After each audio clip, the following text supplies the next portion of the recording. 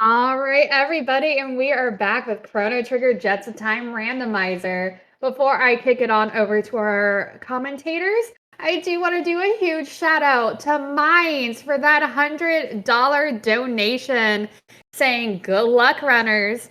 And then another huge shout out to Stewie Cartman for that double donation of $41.57 for a total of $83.14. Thank you so much both to Stewie Cartman and Mines for those awesome donations.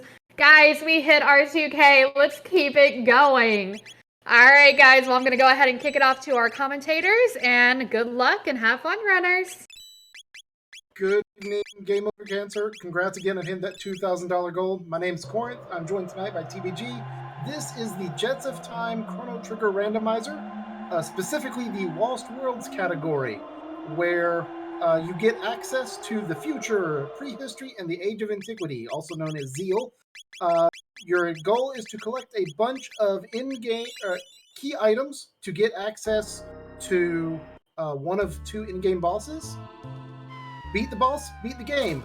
But tonight we're doing Lost Worlds Plus, which means you have to beat Black Omen, start a new game plus, and then go and beat Lavos. So there is a specific order. We've got a few dungeons we'll check out. But right now, characters start off with two characters at level 15. They'll have 3 techs. Magic is unlocked.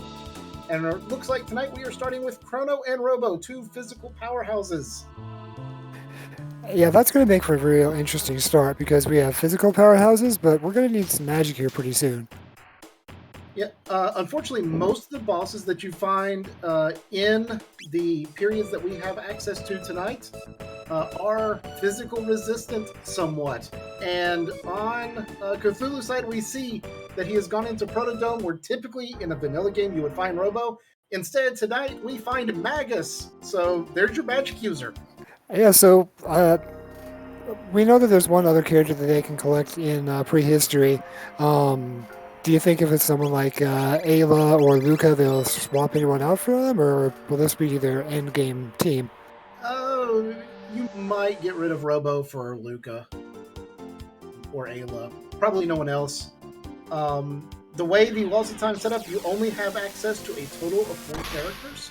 The 2 you start with, the one that Cthulhu has already found in Protodome, and one found at the Dactyl Nest in 65 million BC, which is where Cthulhu is running right now. You'll notice we did start with access to the Epoch. It is capable of flying around. We will have some checks to go find chests. All the chests are randomized, so you can find random gear in random chests. What stores have for sale is randomized, so you may not find a whole bunch of really good gear. You're kind of limited in what you may find. Looks like...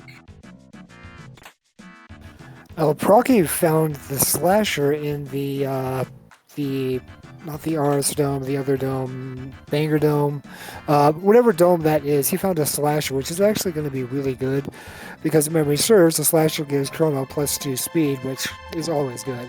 Yep, speed is actually probably one of the most important stats in Chrono Trigger just because it's how often you get to act. Chrono Trigger and Final Fantasy 3, 6, depending on your localization, use the real-time battle system. And the higher your speed, the faster you get your actions done. Also, the faster you run away from fights.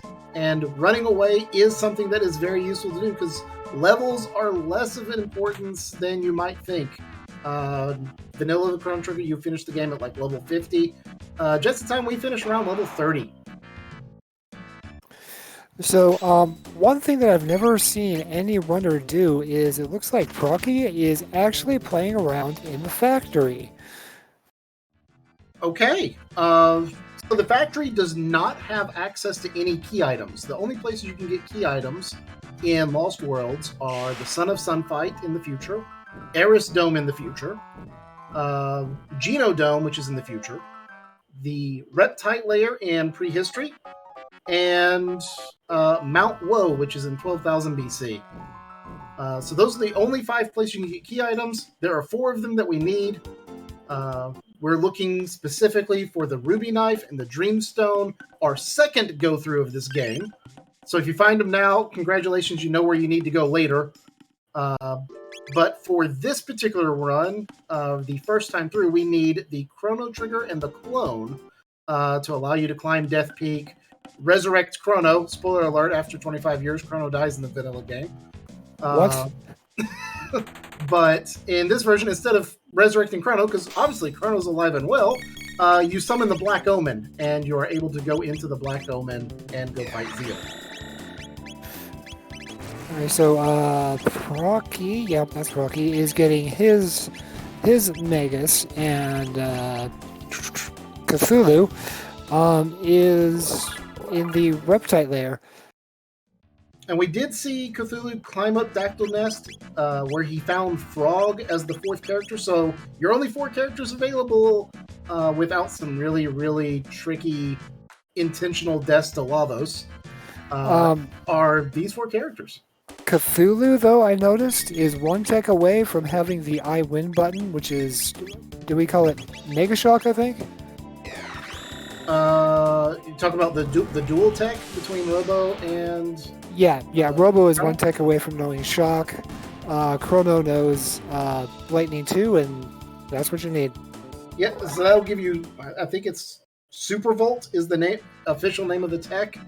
But it is a high damage lightning based attack, which will be good for this particular boss because Nizbel is sitting at the end of Reptile Lair and he is weak to lightning. I'm sorry, go ahead. I was going to say, magic is unlocked for all characters, so you are not limited to just the first 3 techs. You don't have to go to the end of time, talk to Specchio, run around in a circle 3 times. You just get to unlock all the techs early on. But both characters coming into Reptite Lair, this particular fight against the Evil Weevils is a popular grinding spot for early levels to make the first couple of bosses easier, because they give good experience, they give good tech points, but there's also a chance that if one of the Evil Weevils decides to dig a tunnel in the correct spot, you get access to the secret tunnel. And the secret tunnel has 3 chests that are weighted to have high quality items in them. But it is random whether or not you're going to get it.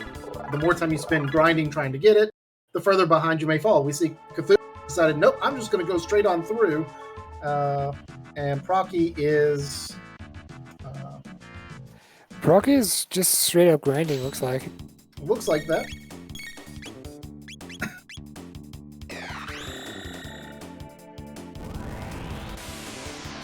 So grinding here early does give you access to more damage later on. It'll make the boss fight a lot simpler.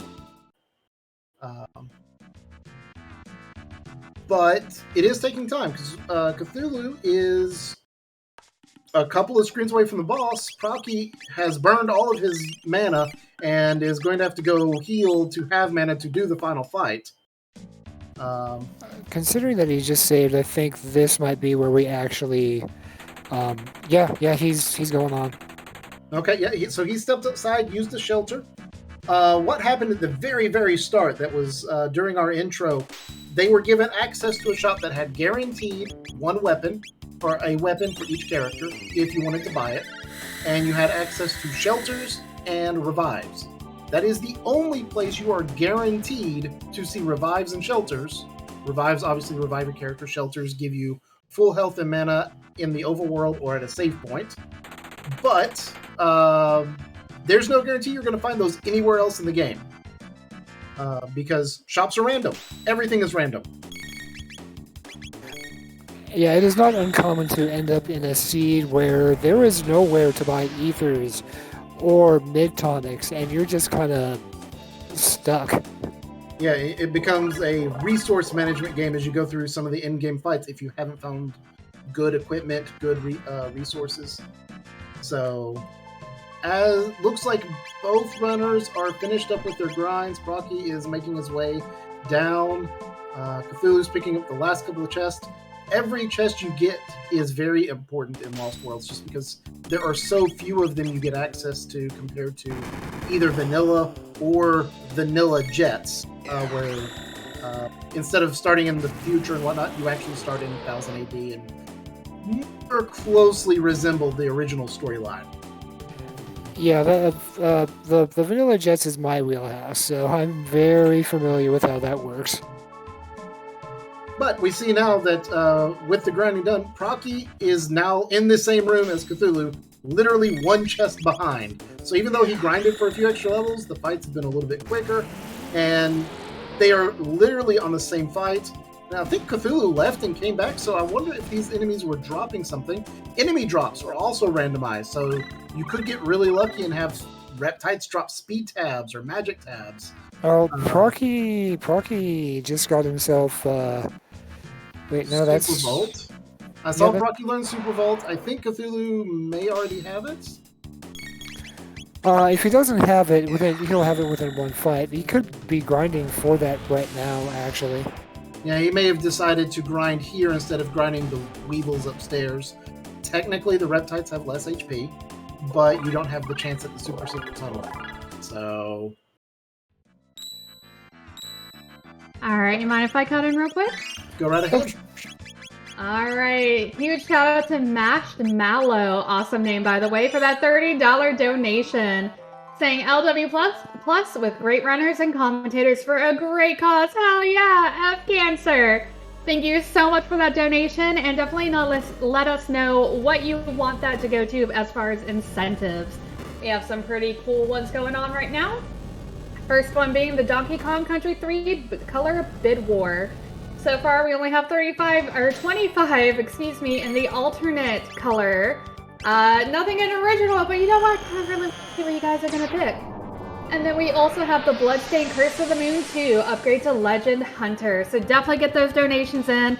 And thank you to everybody who has donated and hung out with us. Every little bit is super helpful. Thank you. All right.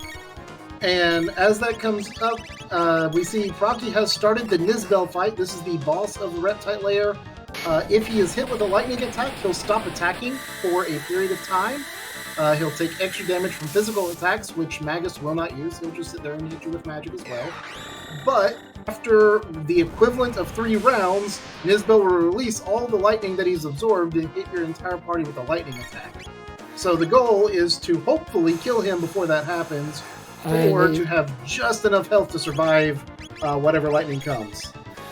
Yeah, looks like Proccy just got it, and Cthulhu, I did see that Cthulhu got Super Volt, so we'll be able to see that again against Nizbel in his fight. Alright, so we saw the lightning come out, did about 100 damage. The extra grinding has paid off because your defenses have gone up, your HP's gone up, they're able to take the hits. Now we just have to get through the fights. Chrono is running out of mana. Chrono's down to 8 MP. I don't know if Proccy has found anywhere that has ethers yet. I did see ethers on Cthulhu's side. So ethers are available somewhere. And there's the ether. Okay, so now Chrono has enough MP that Luminaire can be cast. Luminaire being the ultimate lightning tech. I'm going to cut in one more time because it looks like Marshmallow is letting you, Corinth, pick which incentive you want their dono to go to. Oh, I wish I had paid more attention to what the incentives were while you were describing them then. I will decide. I can go over them again real quick. We have Donkey Kong Country 3 color bit war. We have original or alternate.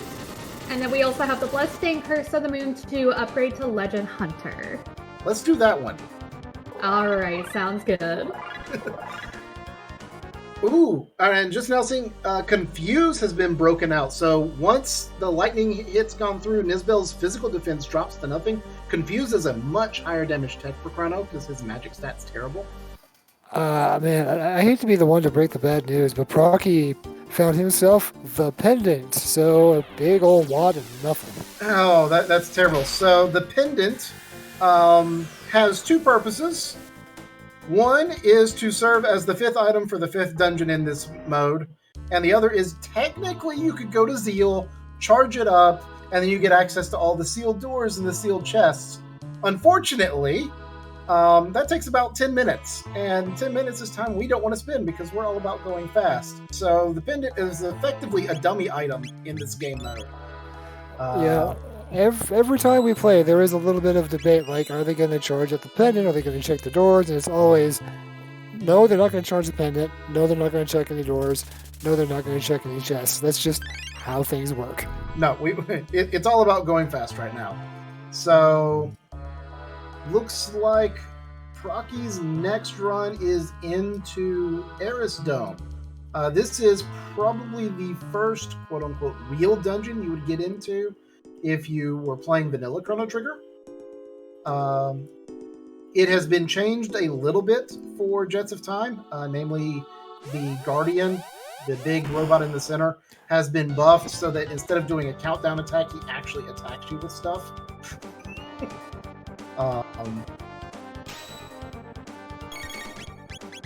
The side bits each have 500 HP. If you hit them with something and it doesn't kill them, they will counterattack with Delta Force. We see Cthulhu's finished his fight, gotten his sad news about the pendant, and he is coming to do his own shopping as well.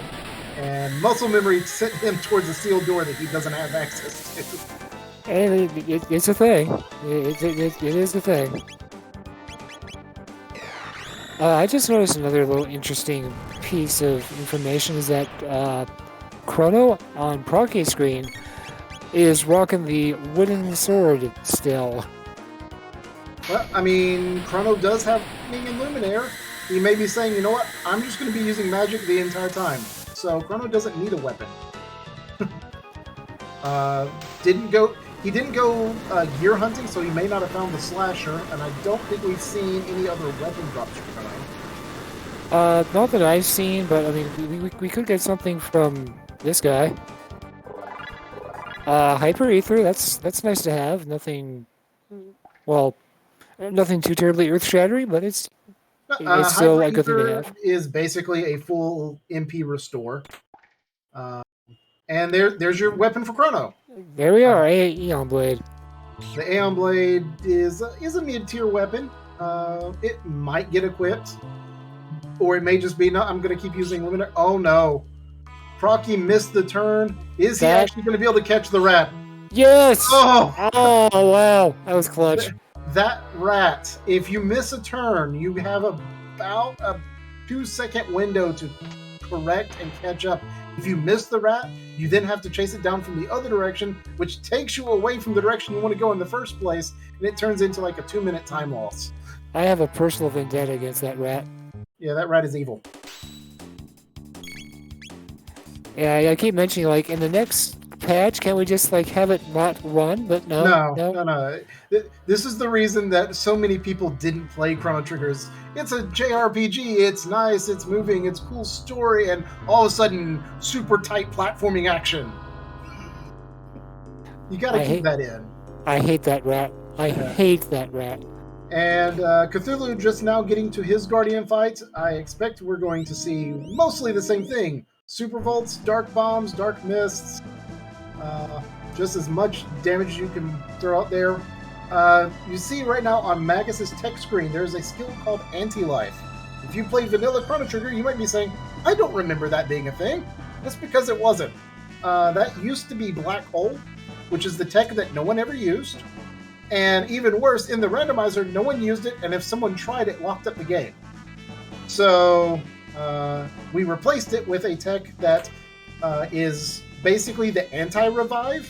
It kills Magus, but does the equivalent of like dark matter and a half damage to a single target with no elemental basis. So it's a non-elemental, huge single target attack. But it kills Magus.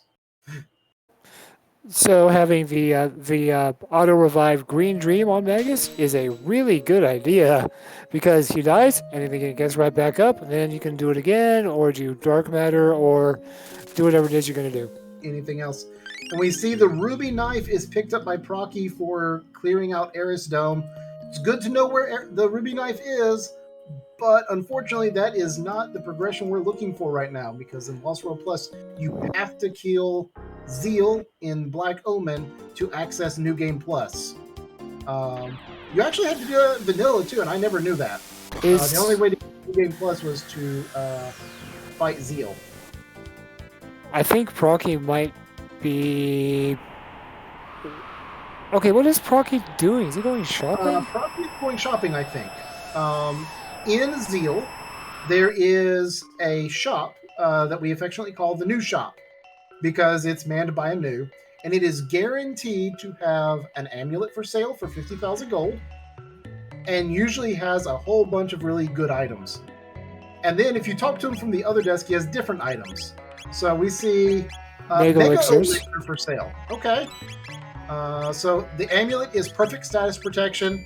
Mega Elixir is a full party heal and MP restore. But they both cost 50,000 gold, which they don't have yet. Yeah, I don't think. it is always good to have at least one Mega Elixir on hand, specifically for the Zeal 2 fight. Yeah, when we get to Zeal 2, we will see why that Mega Elixir would be nice. The other shop has barriers, has ethers, which is important for being able to get stuff. And I think I saw a silver stud, which is an MP. That's MP reduction.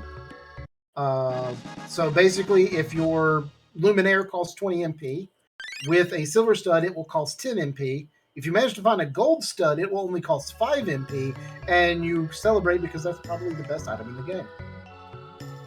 Well, that Prison could be up. specs. Yeah, prison specs are the only thing that I could think that might be better. All right, so looks like Cthulhu is finishing up his run through the Guardian. He did catch his rat and is managed to skip the rat on the that would cause a fight on the way out. He's going to get his ruby knife, and it looks like Proccy is getting ready to climb Mount Woe. Yeah, he's either shopping or he's going to hit Mount Woe. Either way, it's going to be real interesting to see. Yeah, the shop in the lower part of 12,000 BC isn't guaranteed to have anything good necessarily, but Mount Woe is famous in vanilla Chrono Trigger speedrunning as the place to go unlock all of your techs. On Mount Woe, there are a selection of enemies called Rubble. They lock out all your techs, so you have to attack them with melee weapons. And if you manage to kill them before they run away, you get something like 1,000 HP or 1,000 XP and 100 tech points or 50 tech points. But basically, it is the best tech points you can get in the game if you can manage to kill them before they run and they have heightened evade. So yeah, they can be really irritating, but it's well worth the possible time sink because you can get a good 3-4 techs in by the time you're done. Not to mention all the high-end gear that's up there. And Cthulhu is taking a different route. He has gone to fight Son of Sun. If you remember this from Vanilla, there's the giant eyeball in the center that you don't ever want to hit, because if you do, it's counterattack with Flare. And he has 4 little flames around him. At random, one of them is chosen as the correct flame. You must hit it 10 times. If you hit it 10 times, the fight's over. You have to be able to survive at least 1 flare that will occur naturally. Cthulhu has found the flame, so we see 2 hits. After a couple of attacks, there will be a roulette shuffle, and the correct flame will be randomized again, and you have to find it again. So your goal is to get 10 hits before a roulette shuffle comes out again. Robo is a slow character. It may not happen. Procky lucked out. He got 2 hits on that first Rubble on Mount Woe, and just basically cleaned it up. So he's doing already pretty well, but I haven't seen any new text he's gotten out of it. Yeah. We also saw that the flare attack from Son of Sun did 0 damage because everyone in the party has managed to find red vest or red mails. Chrono Trigger has a set of what we call elemental mails, one color for each element. If you get hit with the correct element while wearing the correct color, instead of dealing damage, it heals you. Son of Sun only does fire damage, so if you can find red vest or red mails, the fight becomes absolutely free. And once you see Son of Sun is losing his fire, that's when you know it's done. So I may or may not have attacked the correct flame an additional 10 times after that. Only do that once or twice. Yeah, and we saw an elixir drop, and we're gonna get an item. Chrono Trigger. Chrono Trigger. So we're halfway to Go Mode Stage 1. Any guesses on where the clone is? I mean, like, we only have like 2 or 3 places left. There's only 2 places to check. One is Mount Woe, the other is Genodome. Both are fairly long dungeons. For Cthulhu's sake, I would hope that it's in Genodome because I would expect to see him go to Genodome, and he's going to make an absolute liar out of me. No sooner do I say that than he decides to peace out and go climb Mount Woe. I did just see Crisis Arm. Oh, man. The Crisis Arm is Robo's most powerful weapon so long as the last digit of his HP is a 9. If it's anything higher than a 5, it's a good weapon.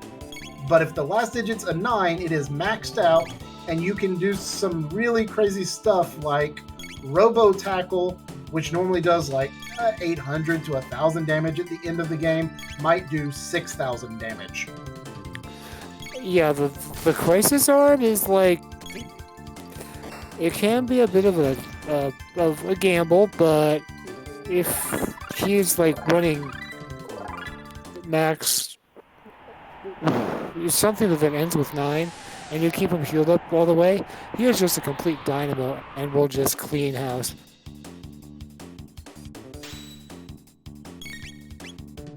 Yeah, the downside, of course, is that if his HP value ends at a 0, he literally does 0 damage. Yeah, I've seen that happen once or twice. Yeah, and you might queue in your attack while it reads a 9 and the enemy gets off an attack before you do, and it drops your HP, and all of a sudden your big attack turns into a soft little feather tap. And yeah, that always feels bad.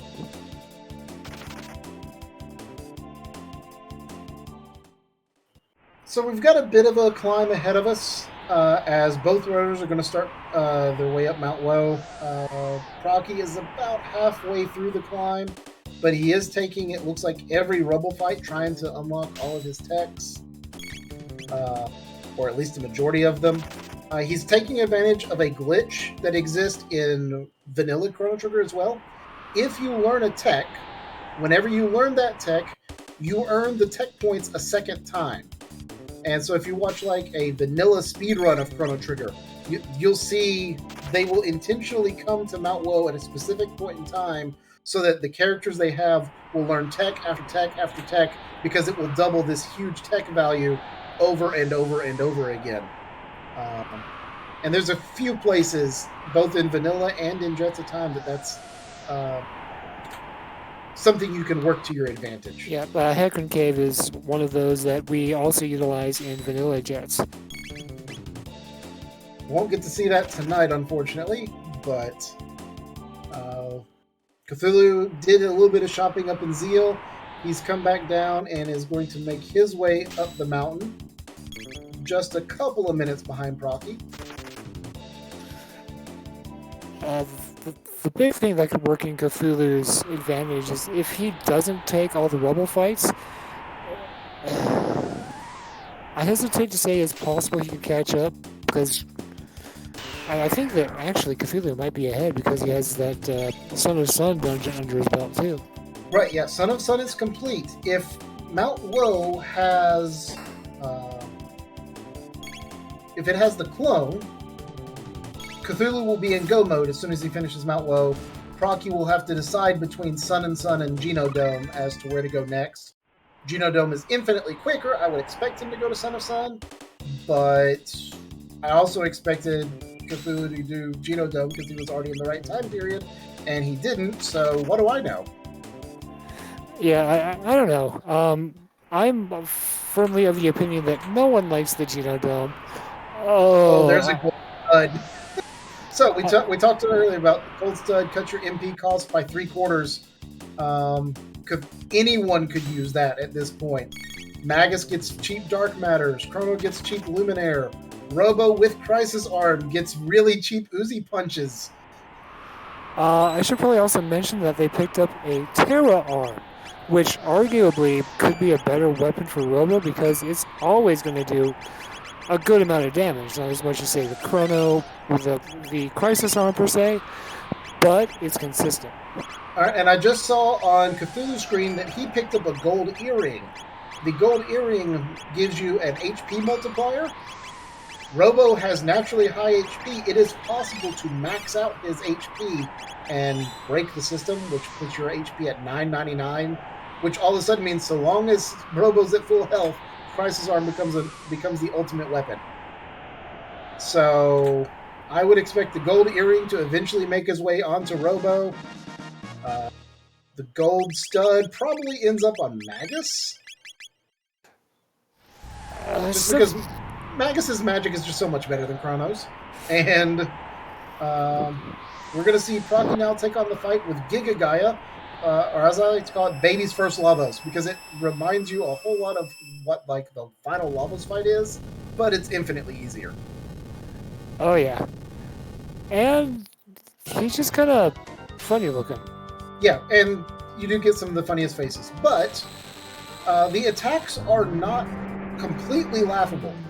Probably expect to see between 100 200 damage on 2 full party AoE attacks before you ever get an attack off. Chrono gets dropped down to 90 HP, so one more attack might kill Chrono. We'll see if Proccy is able to get enough damage out to maybe kill one of the hands so that the AoE attacks stop and they become single target attacks instead.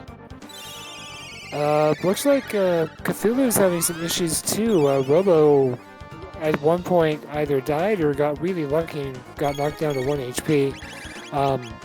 So something went wrong. Now, there is a enemy during the climb, the little floating gargoyles. Gargoyles. I They have forgot an about that. attack that automatically drops you to 1 HP. So that's probably what happened. And that's what you don't want to see if you have the Crisis Arm.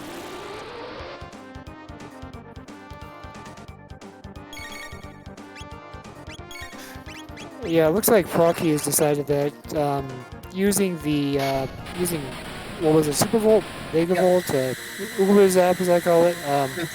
It's Super Volt. Yeah, it does immense amounts of damage. We've found just recently that if you have Robo and Chrono, that is the tech that you are going to be using 95% of the time. Yeah, so with Super Volt, we're seeing about 1,700 damage. Magus has Dark Mist and Dark Bomb, neither of which is super powerful. Dark Bomb's just a bit more mana efficient. But Giga Gaia collapses. You get to see his laughable face as he sadly fades off into the distance. And we're going to find out is, are we going to get to climb Mount Woe again in the next go-through? Survey says that Balthazar needs to hurry up. Oh, it's not Balthazar. It's Melchior who's hidden in the ice block. Yeah, Balthazar went crazy in the future, if you recall. That's right. Now, Melchior is sitting in the ice block. We got a clone! It's the clone! Let's go. Right, so, we now know where every item is, because the only item that we haven't seen is the Dreamstone, which must be in the final dungeon that we have available, which is Geno Dome. The Chrono Trigger is at Son of Sun, so as soon as Cthulhu finishes Mount Woe, he'll be in Go mode. Proccy appears to be heading for Son of Sun right now. So he'll get his Go mode for the first go-through in just a moment. This is starting to look a lot closer than I thought it was going to.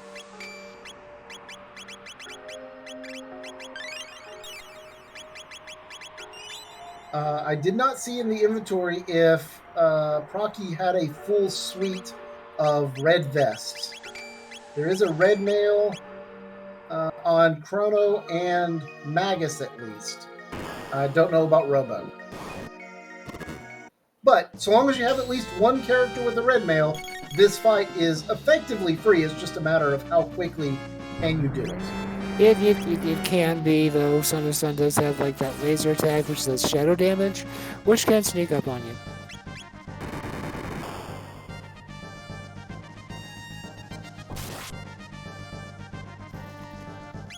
And so 2 attempts at finding the correct flame, and Proccy has not been lucky.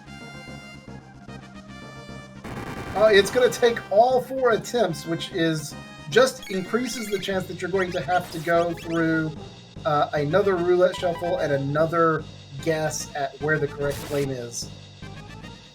And in a situation like that, though, that can actually be really useful if you have, say, Chrono's Slash or something like that, because you can attack 3 flames and kind of play the process of elimination game.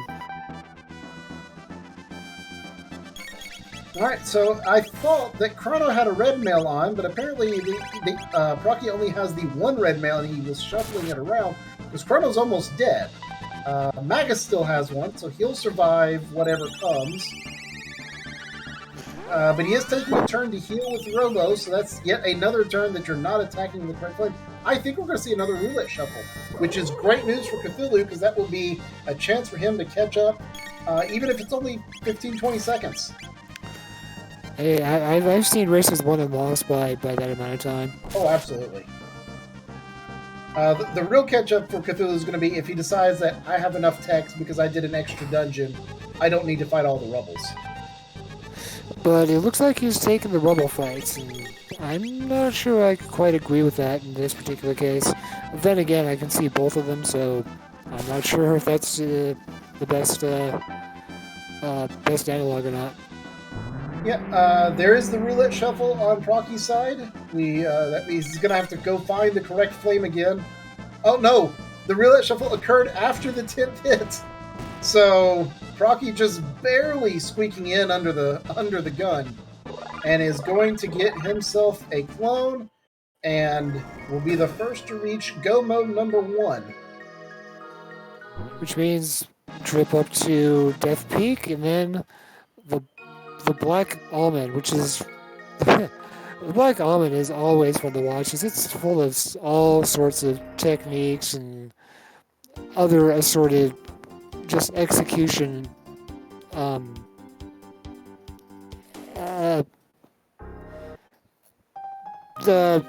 know what I'm trying to say. Yeah. There's lots of interesting stuff. Proccy taking a moment out of his race, renaming the epoch Tupac. That is his personal call out every race. So everyone wave to Tupac as he goes flying through the future. As Cthulhu is starting the climb to go fight Gigagaia. So he is 1 boss behind. There are 4 bosses really in Black Omen. So we're still really close at this point. And Black Omen has several fights that, as you go through, you would like to kill for tech points or experience points, but the monsters are mostly immune to shadow damage, which makes Magus not as effective. And the best ones are also immune to lightning damage, which means Chrono and Robo are kind of ineffective. So getting through the normal monsters might be more difficult than fighting the bosses. Yeah, and that's where the whole Black Almond optimization thing comes in.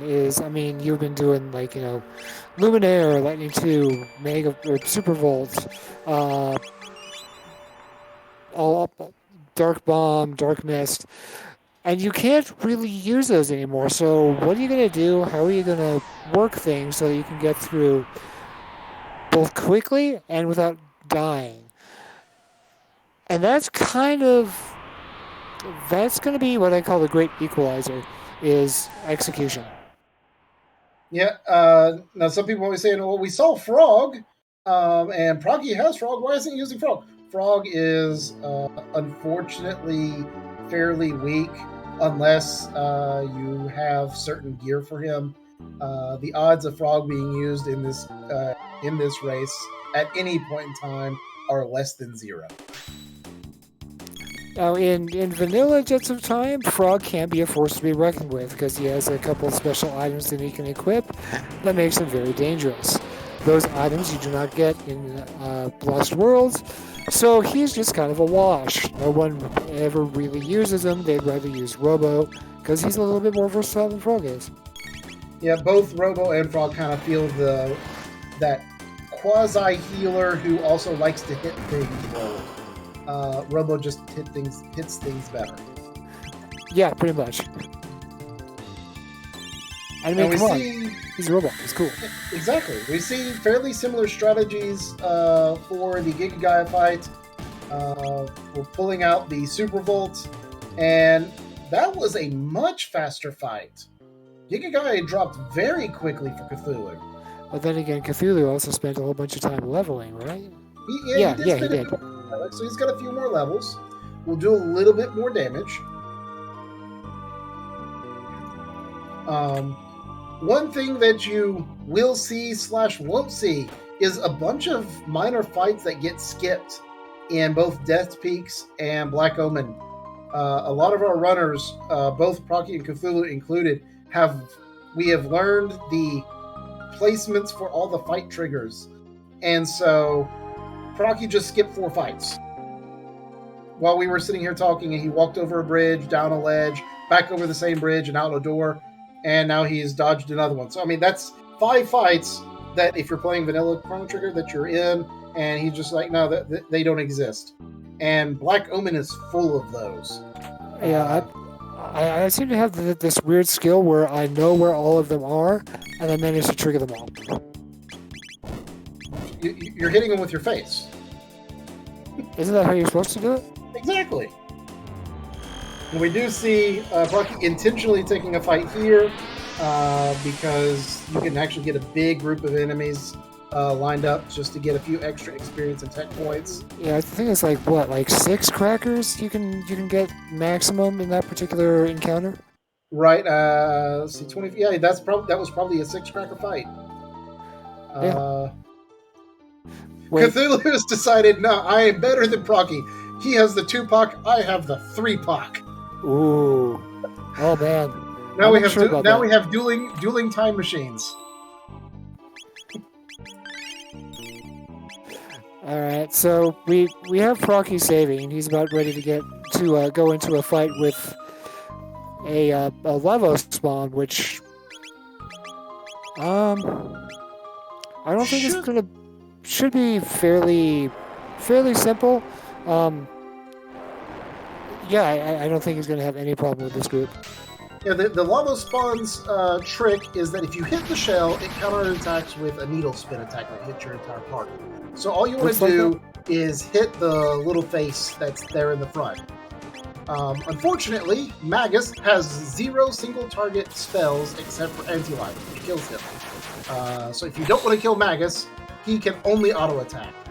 Robo and Chrono, though, have Confuse and Uzi Punch, except Robo right now has 350 HP. He's wearing a Crisis Arm, which means his attack would literally do 0 damage. It's looking better now. Alright, there's a 5, and so we see 1425, 1426. That's not bad, but it could be better. Confuse, for comparison, was doing just over 1,000 damage, it looked like. Okay, so Robo's still effectively the oh, that's not even 1,000. It's about 800. So it is really getting close to double damage from Chrono, but it is completely dependent on Robo staying at full health, Robo not falling asleep on the job, Magus not being confused. Was that an obstacle that we just ran into? No, that Lavos has a confusion attack that is specific. It is specifically causes the chaos condition. Okay, I know we have Lavos' side, which is sleep. Yeah. And that cut Robo for some reason or another, and then chaos on Magus, and that could have gone sideways very quickly. Well, you put the robot in sleep mode, obviously. And now we get to see Robo be the person who quote-unquote revives Chrono or summons the end of the world, depending on your point of view. Hey, man. That is The one robots, interesting about Lost Worlds is normally when you get here, you're going to have either Morrow or Luca in your party, and that's who gets to give the tearful speech or whatever, because they're the people who Chrono cares about most or who care about Chrono the most, again, depending on your point of view. This way, you get some really odd characters. It is the only way that you can actually end up with Magus being the person to, quote-unquote, resurrect Chrono. Because you'd come in here with a two-player party of Magus and Ayla, and for some reason, Magus cares more than Ayla does. And he calls upon the powers of Shadow, because he's Magus. He's emo like that, I guess. But I'm just impressed that it was actually coded into the game as a possibility. Because in a normal game, there is no way to get that message.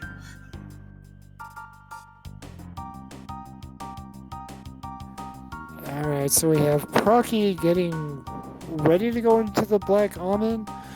I would be surprised if he did not go on a real quick shopping trip, though. Yeah, it looks like he's pausing long enough to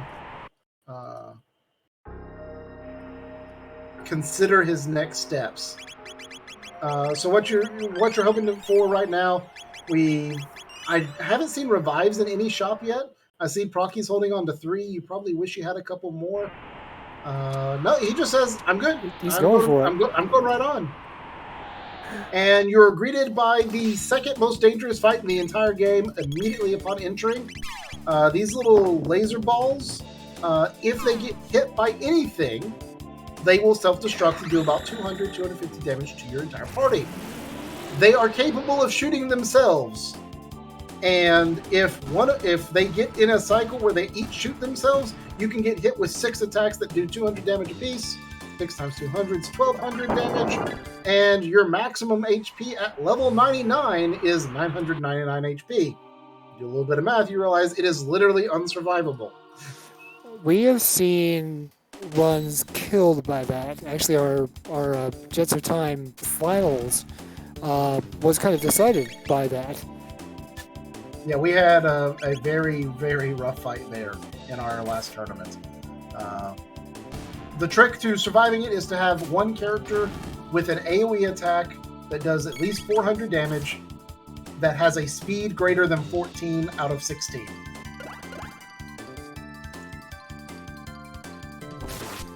I am rather surprised that Proccy is actually taking this fight against the Incognitas. This is a fight that you typically don't see it. Yeah, typically this gets avoided. They can put you to sleep. They can lock you out of your techs. It dropped a Time Hat. Time Hat is protection from the stop effect. So, I mean, maybe he was looking for gear because that's like one of the top 4 hats in the game in terms of defensive stats. Yeah, and looking at it, he's kind of light on the gear front, more or less. And that's Lost Worlds in a nutshell.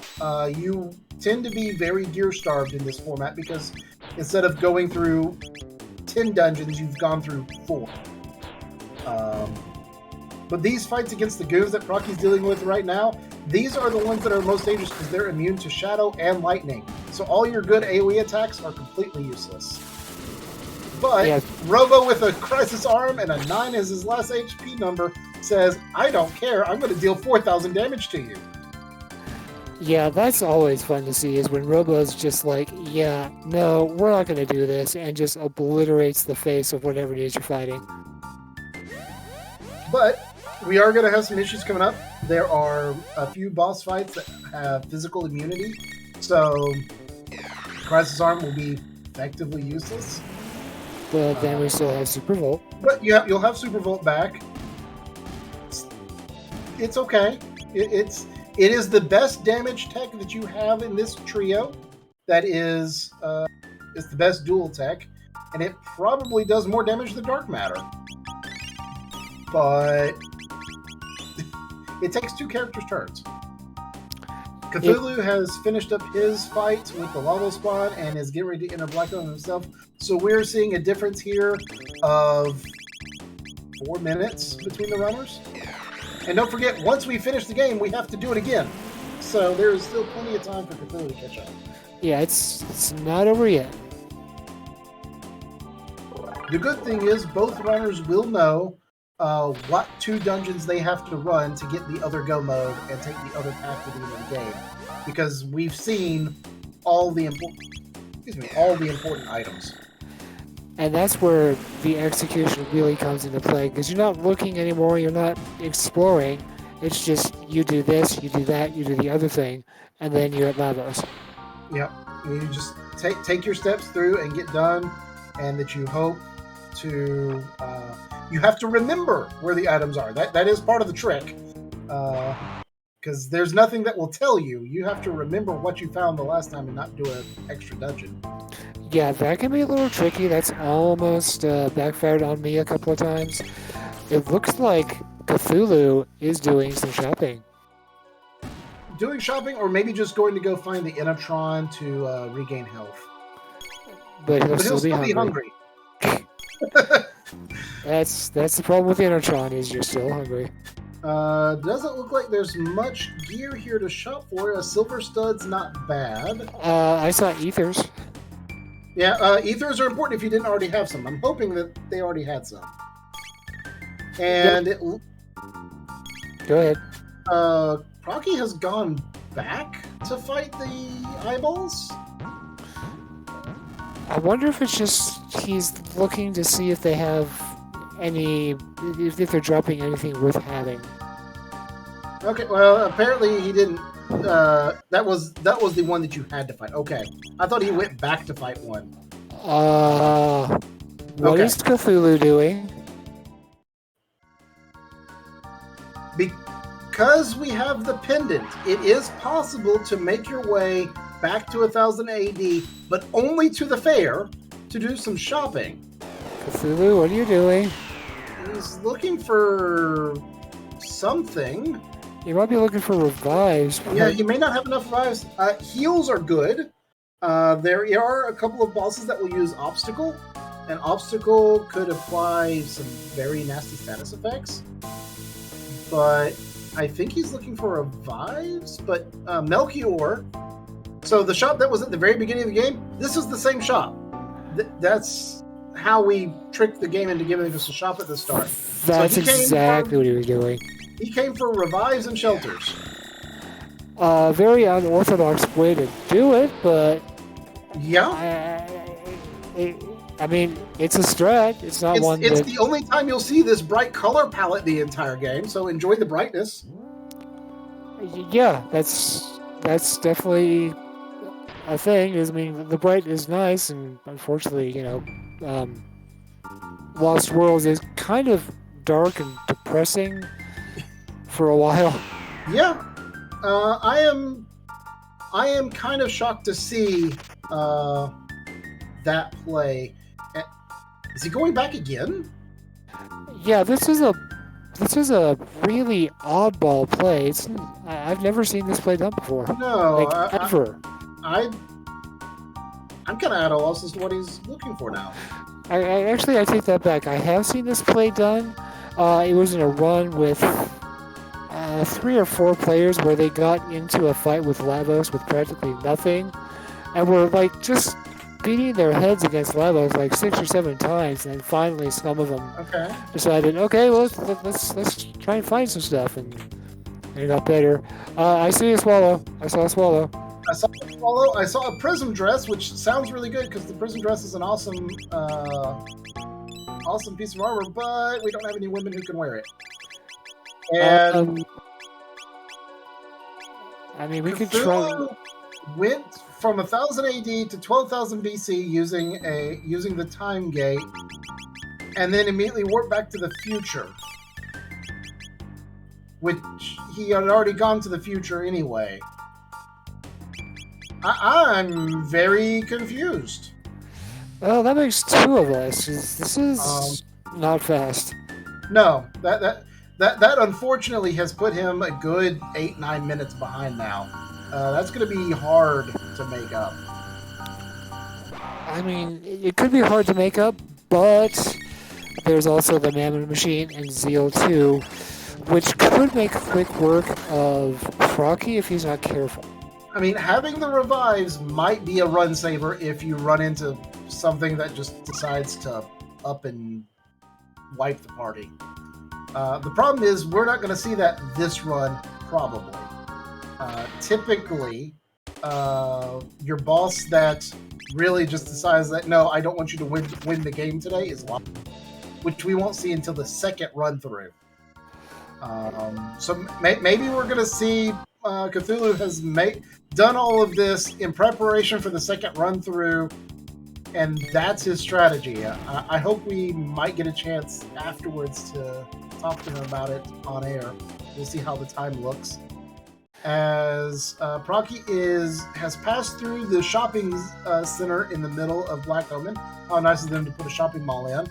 We see that he is expertly blending in with snakes without having to hop in a cardboard box even. That's good. Yeah. To have to sneak through, avoid another fight.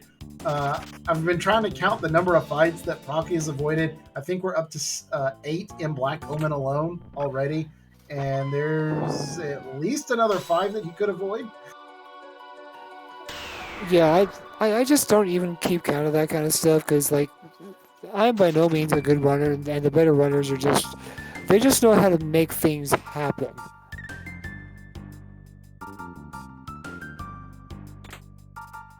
One thing that is completely random, though, there are a couple of elevators that you have to ride on. The number of fights you run into the elevator is completely random, unfortunately. So, yeah, I think you can get anywhere from like none to 3. Correct. None to 3 fights. You can't run from them. Luckily, they're fairly easy fights. And we see Proccy taking his time walking past the rotating laser to not trigger a fight. So there's another one he skipped. We see a tech check. Dark Matter, Magus' most powerful tech, is his last tech to learn. And I did not see how many tech points was left to learn it. Honestly, I didn't take a look either. Whether or not he's going to grind for it, I don't think he will, but... I don't think so either. There's not a great spot to grind at this point, unfortunately. Yeah, he could just pick it up in some of the fights that he has to take, like... Any one of the mutants could do it. Right. The little boss rush that you have coming in just a bit will probably unlock it for him, so he'll have it for Zeal. But you don't need it for Zeal because Zeal doesn't like you using AoE attacks. Yeah, she will wreck you if you use any AoE attacks in those hands. I do see that Proccy did manage to buy a Mega Elixir along the way, which is going to be very helpful. Yeah, like I said, I always keep one on hand for Zeal 2, specifically after she uses her Halation and her MP Buster. We'll talk some more about that as we get close to that final fight. But first up is the first of 2 mutant fights. This is the most annoying fight in the game. This is the Giga Mutant, which actually is... Giga Mutant is kind of rough. So Giga Mutant's trick is that if you attack with physical attacks, you will do 0 damage. Almost 0. You'll do like 9. If you attack with magic, he will MP drain one of the casters. So you're having to use your big MP attacks while he's draining your MP, while he's hitting you with AoE poisons and sleeps and throwing stars that do 500 damage. So you have to take time to heal, take time to replenish mana, take time to actually do damage. And of course, if you're poisoned or affected by any sort of status effect, your overall damage is dropped. And that's a feature of Chrono Trigger. I think they do it in Final Fantasy as well, for those who may be more common with the other Squaresoft games. I have never actually looked too closely at Final Fantasy VI to see if that's a thing. Next time I play, though, I will take a look and let you know. And Chrono and Robo have dropped. We saw the throwing star attack come out, did over 400 damage on Chrono. Robo took a shining bit to the face, took 300 damage because he has no magic defense. Yeah, you see, Magus this is the only person up, and he is going to be put to sleep, and This that will be a is- reset. Oh, and Cthulhu just gained some time there. I mean, it's not very nice that, Proccy took a death, but it does give Cthulhu some time to catch up. Luckily, there's a save point right before it. Number Save one it. rule of Jets of Time: save early, save often. Yep, that's exactly what I was going to say. So we're going to see the fight start off again. A shining bit right off the bat. 300 damage almost on Magus. And immediately has to spend his turn tossing on a mid-tonic to remove most of that damage. If you'll give me a second, I'm going to step away from the mic for just a minute. I'll be right back. All right. And we see Super Volt coming out, getting some damage in. I think we saw anti-life taking place on Cthulhu's side. I saw Magus drop down. I can't think of reason he would be dead other than anti-life.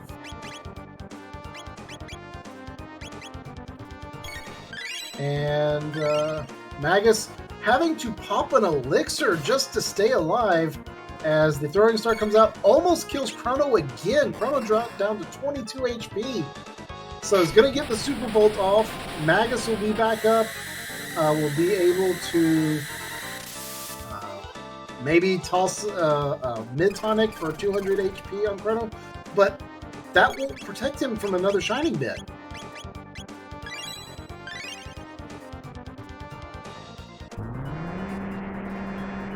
Alright, so we do see a full tonic come out. That gets Chrono back up to where he can survive. And now a frantic fight trying to get Robo back up, except Magus, who was going to toss out the very important healing tech or healing item, gets knocked out first. So Proccy going with the emergency Super Volt. He's like, this will either kill him or I have to reset again. Chrono with 240 HP might survive an attack. Robo dies. Chrono would have survived. If Chrono had the MP, I would have been curious if a Luminaire actually would have been enough. And we're seeing why Black Omen is a very difficult dungeon. This Terra Mutant fight is not something that's easy.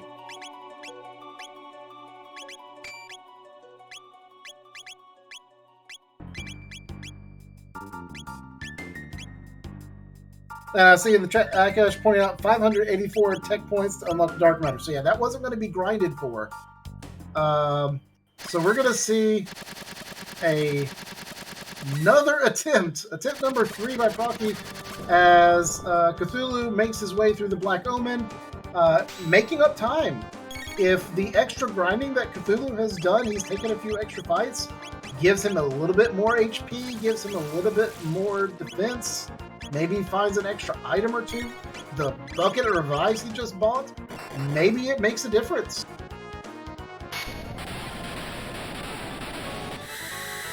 We see Magus has fallen asleep on the job, which is not what you want, because now it's going to take an attack to wake him up. That attack might kill him.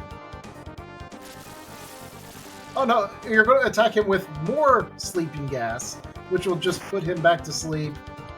Chrono taking a star to the face.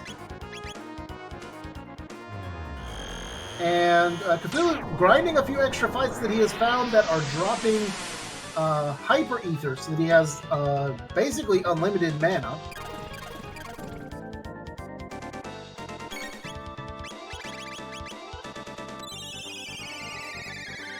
Robo has been reduced to healing duty, using Heal Beam to try and get on up. He's got enough magic tabs that it's healing for about 250 HP, so he is able to heal for enough. But Magus is still asleep.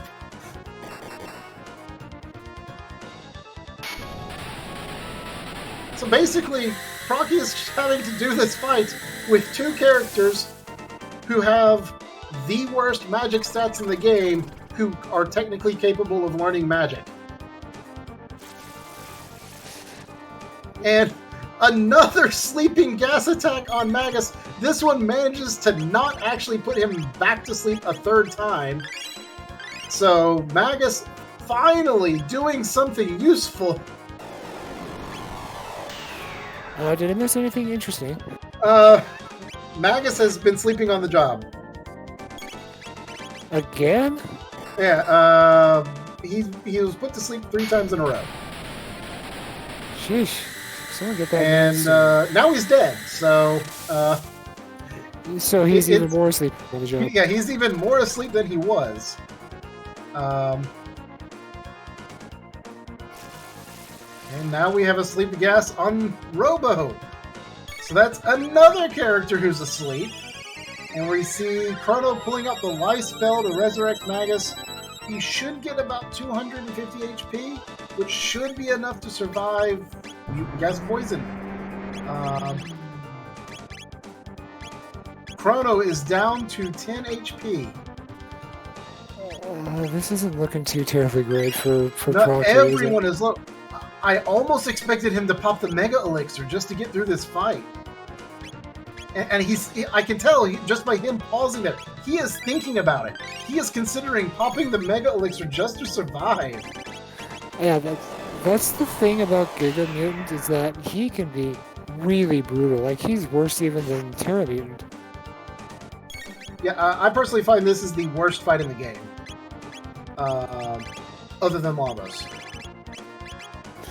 And did I just see that there are no revives left for Proccy? I didn't take a close look.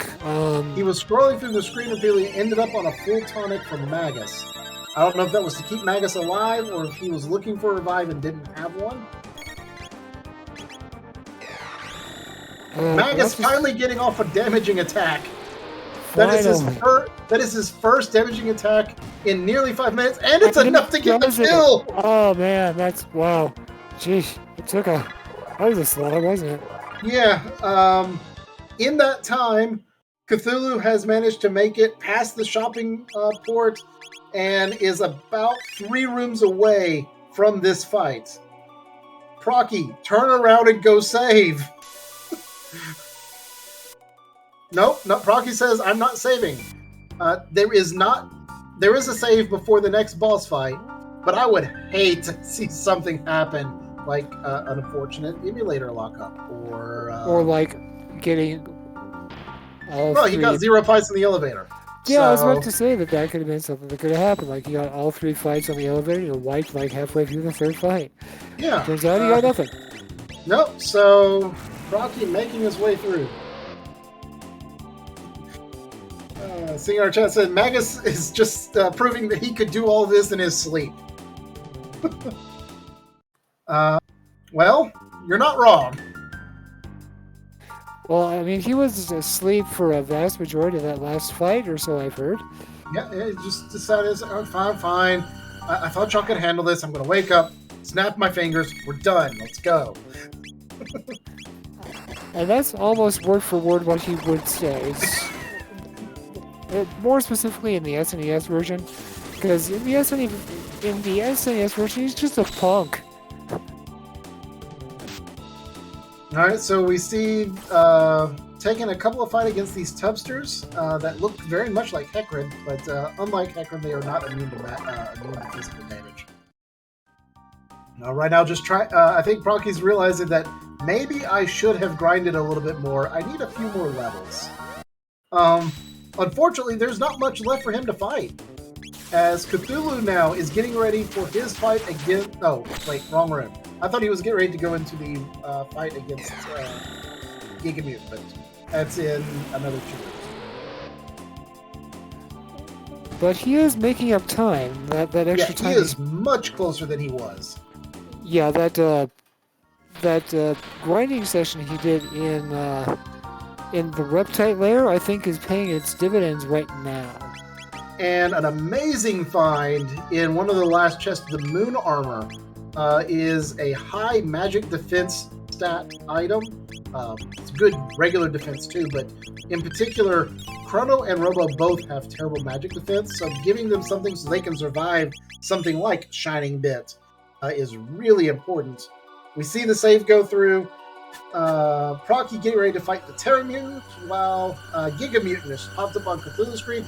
We'll see if Cthulhu has any better luck. And it starts off with Chrono taking a nap. So in the next patch, what I'd like to see is the implementation of like a prism corset item that the men can wear so that they can put on the prism dress.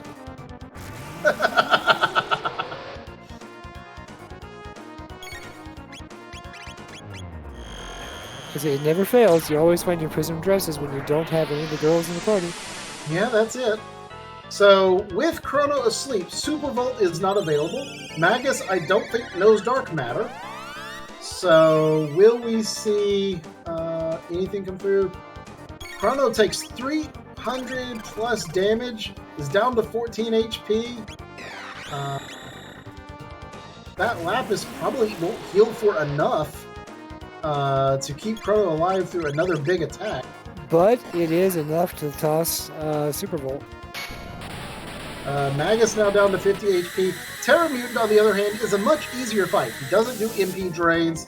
The big thing you have to look out for is he will cast Obstacle, which it will apply a status effect to everyone in your party. Whatever Obstacle is, it will be the same when Lavos uses Obstacle in the second go-through. So we will get a glance to see what it is. Luckily, it's just slow. So slow does what its name suggests. It slows your speed down. Basically cuts it in half. Can be healed with a heal potion if you need to take the time to do it. But it's not stop, it's not sleep. It's not lock, it's not chaos. Yeah, it could be a lot worse. Yeah, and slow I've seen a lot worse. Probably the best one to get. We see Magus is dropped down on Prism Specs. Prism Specs drop Prism as an Specs. item. So out of a chest, and Cthulhu just reset. Oh no! All right, he's got 2 more resets before he takes as long as Proccy did. All right, so we see the gold stud is replaced by an amulet. So 2 amulets means 2 people are protected from sleep and all other status effects for that matter. As Proccy will now be fighting the Elder Lavos spawn. It is very similar, well, somewhat similar to the fight that was on Death's Peak. Again, you can only hit the head. If you hit the shell, it will counterattack. The difference is the Elder Lavos spawn has a whole bunch of magical attacks in its arsenal that can do 300 plus damage. Now, as far as damage goes, I want to see yeah, Chrono put on the Prism Specs, and that Confuse just did like 1,200 damage-ish. I kind of want Robo to throw on the Prism Specs and get Crisis Arm 9 HP Uzi Punch off. Yeah, that would be really nice. OP. But, I mean, Crisis Arm alone was already doing, we just saw with a 4-digit, doing 1,400 damage. Confused with Prism Specs, which is the ultimate attack boost in the game, is only doing 1,600 damage because we haven't found a really good sword for Chrono. Well, in this instance, I would move that the Swallow is the best weapon in the game for him. Oh. There's 3,000 damage with a Uzi Punch thanks to that 9 and the 169. Meanwhile, on Cthulhu's side, we see the fight is going about as well as it did last time, unfortunately. Chrono is dropped down, gets revived, and then is immediately knocked out by poison gas again. And so is Magus, and there is a attack on Robo and another reset. Oh man, this is Giga is playing gate checker tonight. He says, no, I heard what you said about Lavos being the one who says you don't get to finish the game. No, I don't. I say you don't finish the game. And he's not letting anyone go on. Meanwhile, in the 30 seconds that took to talk about, Elder Lavos spawn's gone because Uzi Punch is OP when you have a Crisis Arm. And a 9 in your tens digit.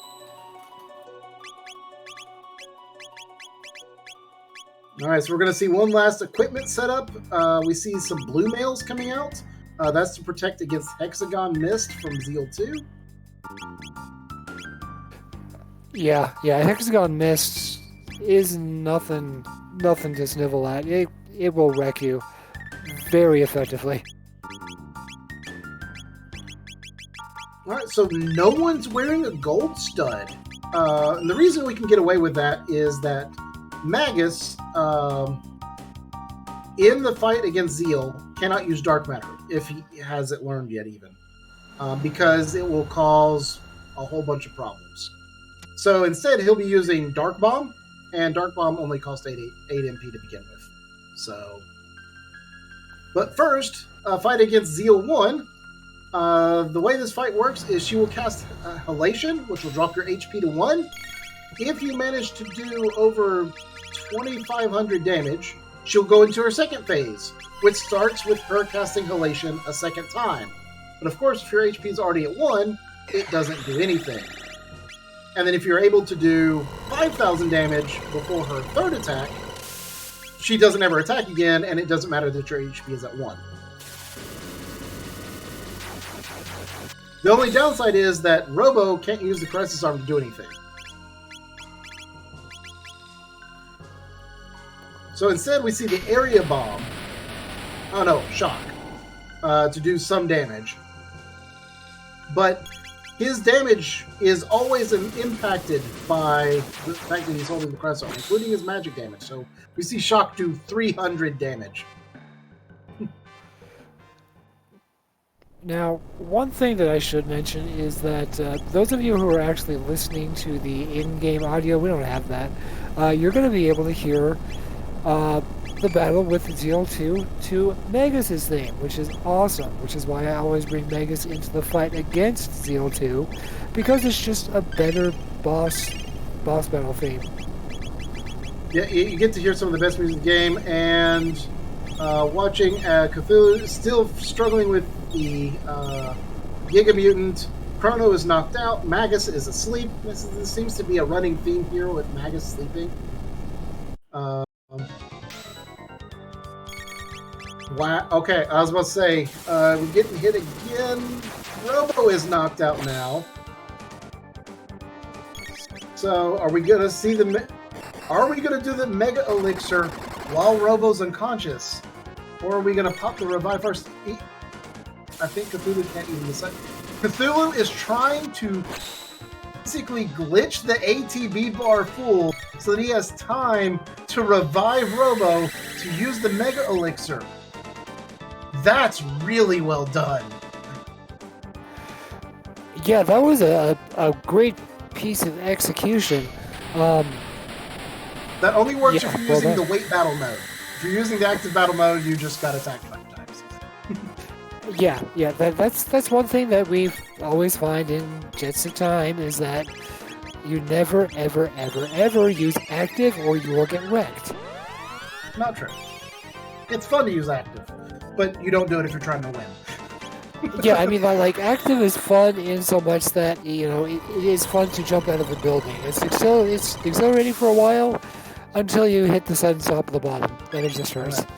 So we see the fight against the Mammoth Machine.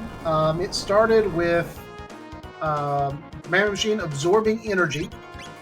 As he absorbs energy, any attacks you do basically are stored up and then are released against you in a giant counterattack. We saw that drop everyone down to 100 HP.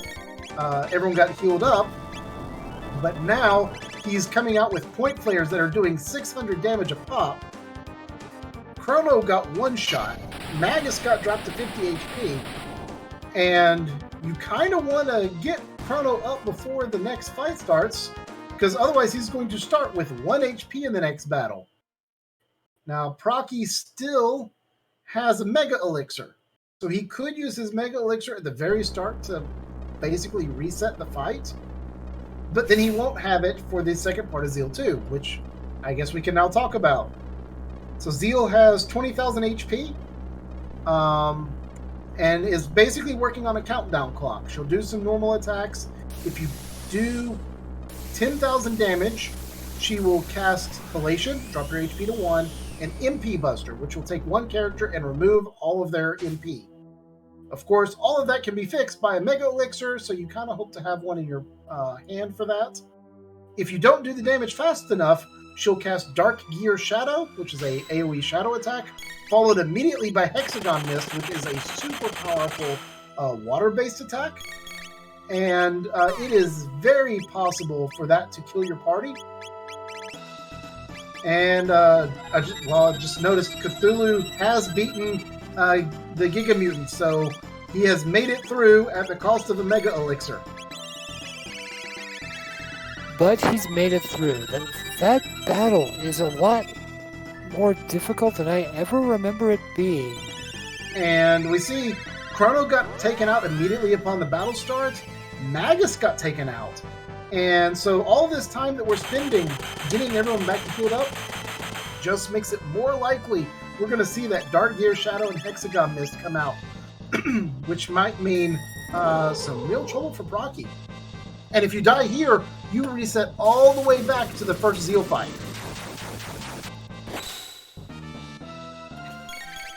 Yeah, I mean, I hate to say it now, but at this point, I kind of want to say it's Proccy's race to lose. He's a good deal ahead, and Cthulhu is not, his luck is not working out for him. He's one fight on the elevator.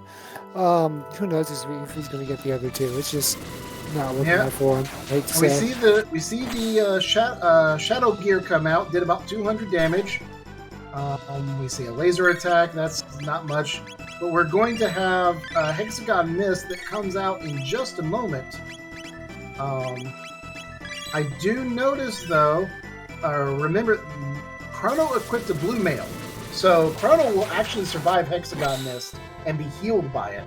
The question is Magus going to get one shot? And we're going to find out. Hexagon Mist is coming out. And, hey, it takes a long time. 700 damage to Robo, 600 damage to Magus. That one shot both of them from full HP. Oh boy. This just got real interesting. This is salvageable. Chrono can use an elixir, which will give him the MP to cast life. If you cast that on Magus is fast enough that he might be able to help stabilize the fight. I mean, like you said, it is salvageable, but I would be really tempted to just up and reset. Alright, so there's the halation. So we are at the point where the next attack is going to be MP Buster. That elixir is going to restore all the HP, but the MP is going to disappear.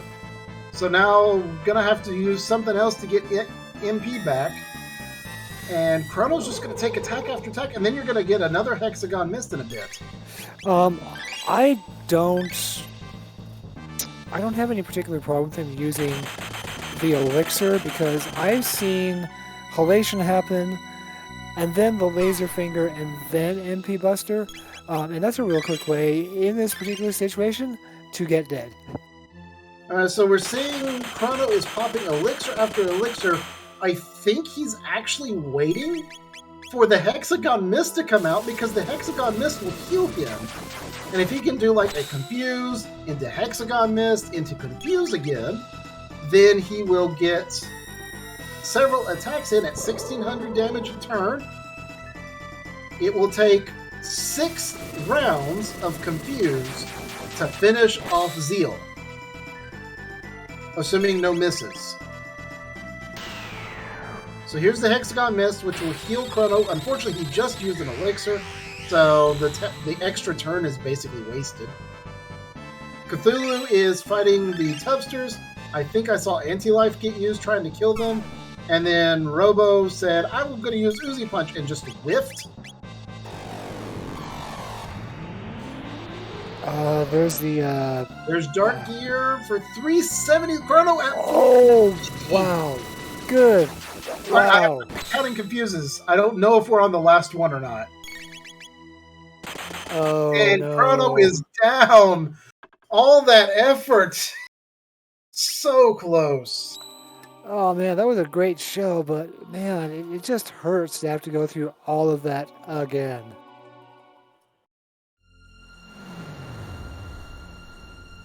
I mean, it does give Cthulhu a chance to kind of catch up. So, I guess we'll see what happens. Yeah, the fight against the Tubsters was giving him more trouble than I expected it would. I'm kind of surprised there. Things that Proccy can do different at this point. You've got to find some way to have Chrono at more than 1 HP to start the Zeal 2 fight. So I don't know if that's going to be meaning doing less damage before the counterattack, so the counterattack is not as strong, or doing more damage so that maybe you avoid the point flares. Yeah, it was Point Flare that knocked him down to well, dead. But Point Flare will do that to everyone in your party, so... Just about. So, but you can't do too much damage for the counterattack, otherwise the counterattack will do 900 damage to everyone and be a full party wipe. So, I mean, there's a very delicate balancing act going on with the Mammoth Machine, in particular with this party. There is a red mail available, so maybe if you get red mail on someone and they're the one targeted by Point Flare, I think Point Flare is still considered a fire attack. I'm not sure. I was thinking the same thing, wondering if it was fire or not. I don't think that Proccy's going to be taking advantage of that thought, though. I do see in chat someone's asking, is someone unfamiliar with this category, how are the runs looking? Well, I mean, yes, these fights are looking dangerous, and they are. The good news is that if you make it through this fight, you do a new game plus for the next round, and it makes the following fights much easier. So I would say we're actually probably on time with the expected amount of time it takes. World record for Lost Worlds, the normal Lost Worlds, is something like an hour and 30 or hour and 15 minutes.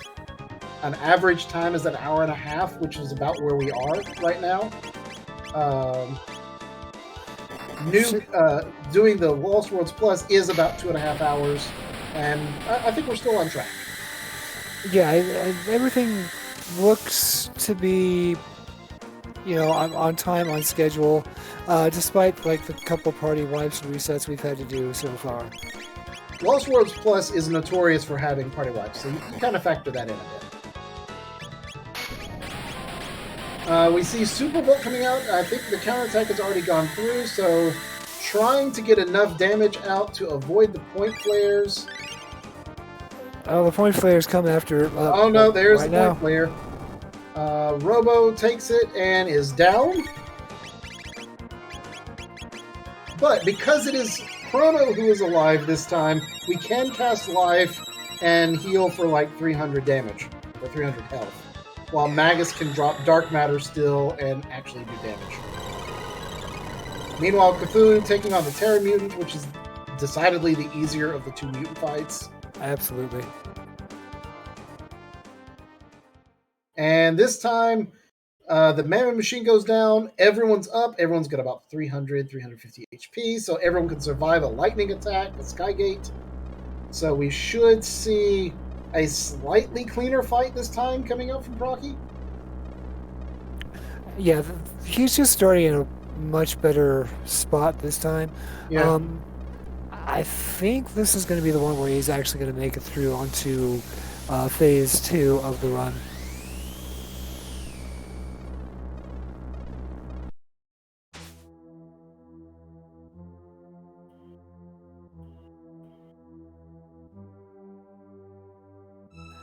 Just watching Cthulhu's side, we see the Terra Mutant is breaking out the super physical fireballs, which sounds like a bit of a misnomer, but 1,195 damage to Magus.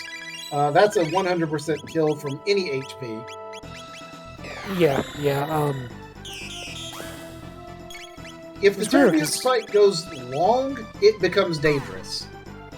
Yeah, but typically it doesn't take that long because it's not really immune against much of anything.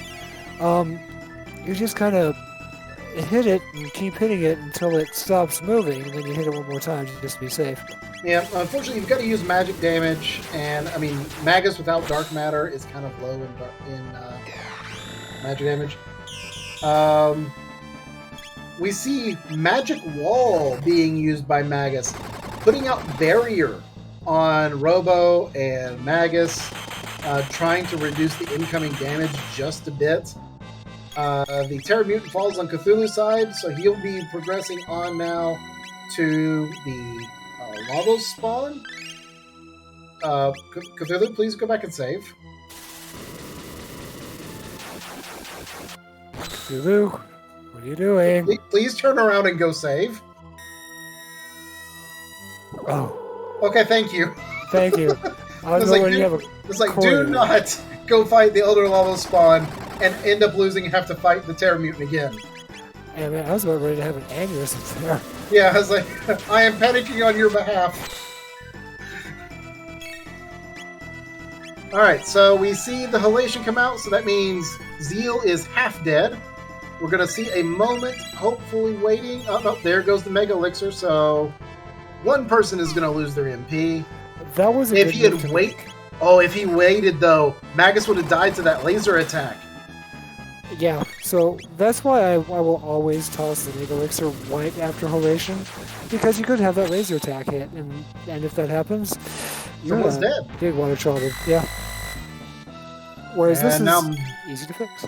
Magus is the best person to lose MP, because he can't use his most powerful attacks. I mean, like, you lose the Dark Bomb, but it's Dark Bomb.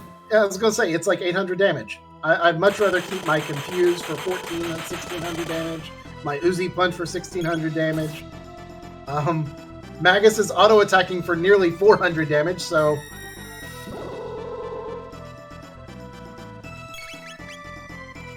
Yeah, this battle is looking a lot better than the last one was, but Chrono, you gotta connect. Yeah, Chrono, you're literally spinning around them in a circle. Alright, so we see Zeal die. We have to wait for the credits screen to pop up because the way this is set up, Zeal counts as a quote-unquote final boss.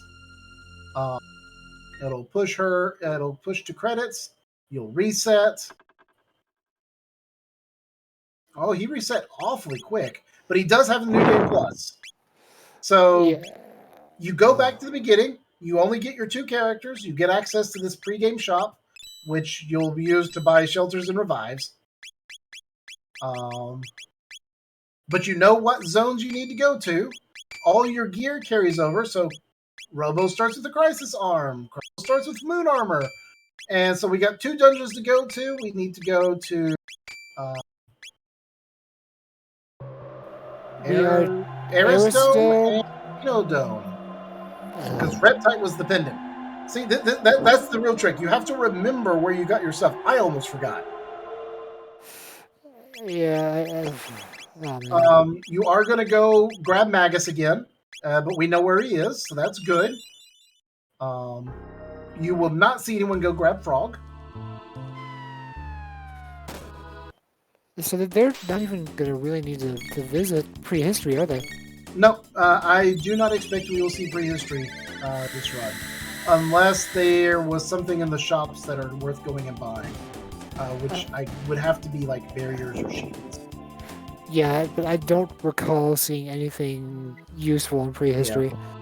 Yeah. The important shop is going to be the new shop in Zeal because it has Mega Elixirs, and I expect to see both runners eventually go buy a Mega Elixir.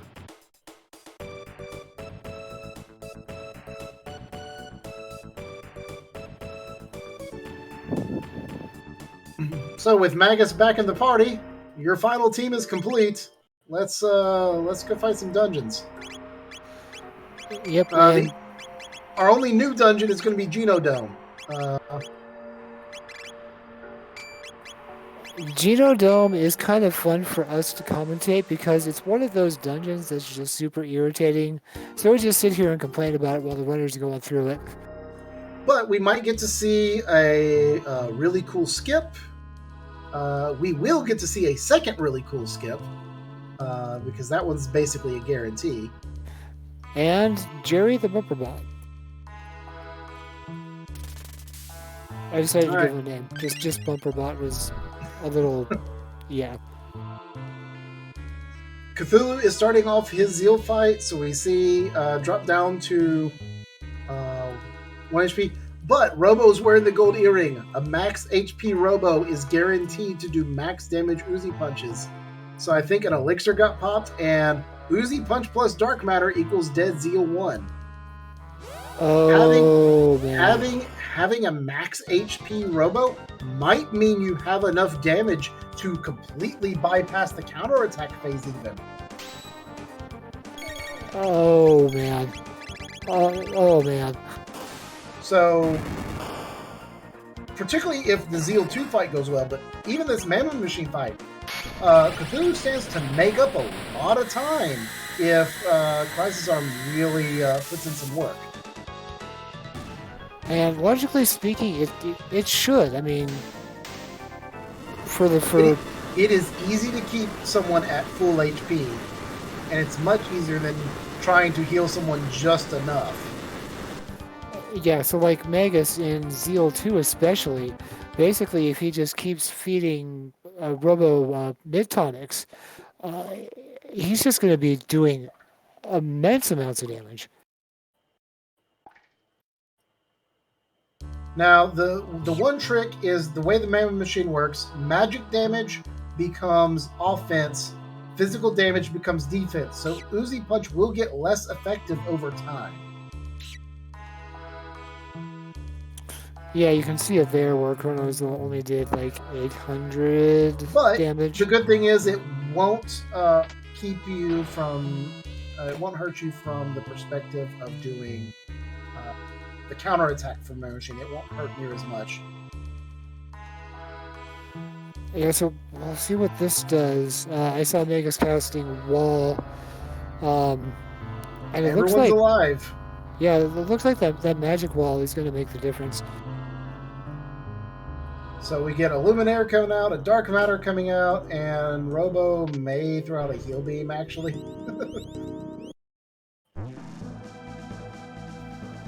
And Proccy is finishing with the RS Dome. Yep. Notice how much quicker that Guardian fight was? The HP values of the bosses isn't changed, just like in Vanilla. New Game Plus is, I've already beat you once. All of you bow down before me. That is the game mode. Yeah, basically bow before me for I am Root.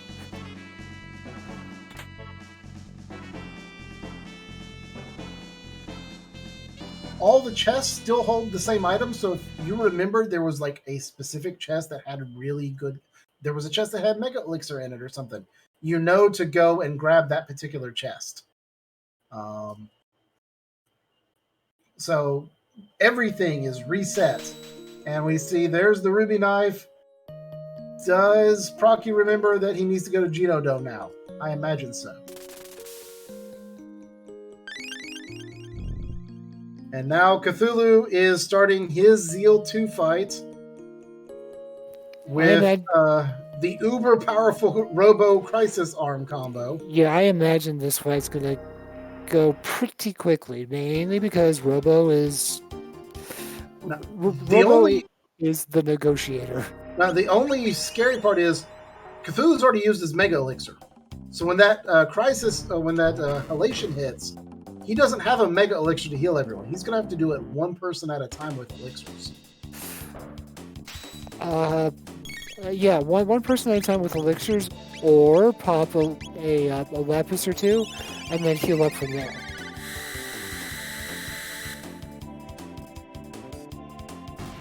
Assuming he has lapises, I've seen a couple. I don't know how many he has left. Proccy is into Genodome. Genodome opens with a conveyor belt sequence where you fight 5 fights against increasing number and difficulty of enemies. But because this is the second time through, everyone's already level 30. You have plenty of damage. Lightning 2 is enough to kill things. Normally you come in here and you're like, I need to use dark matter or luminaire to survive. No, lightning 2 is doing enough. The only thing to worry about in here is those laser pods. And we've talked about those before. Yep, more of these self-destructing laser pods are here. I just saw Crisis Arm Uzi Punch do nearly 4,000 damage. So that's like almost a quarter of Zeal's damage. Yep. And Zeal is being very kind. And I was going to say, and avoiding hitting Robo, but now the Halation comes out.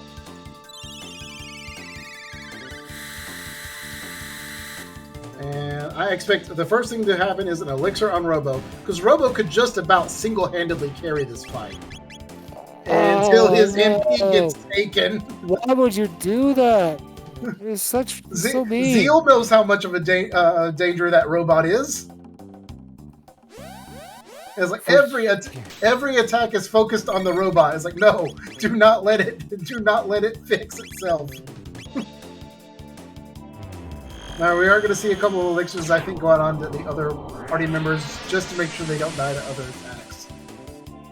Yeah, just basically this is kind of the robot show, the Robo show, featuring Chrono and Magus. Yeah, all right. Here comes another Uzi Punch. This will feel much better. There's 3,100 damage.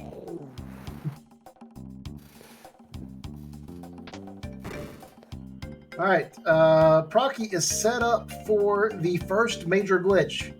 This is one you see in vanilla speedruns. It's the conveyor belt skip.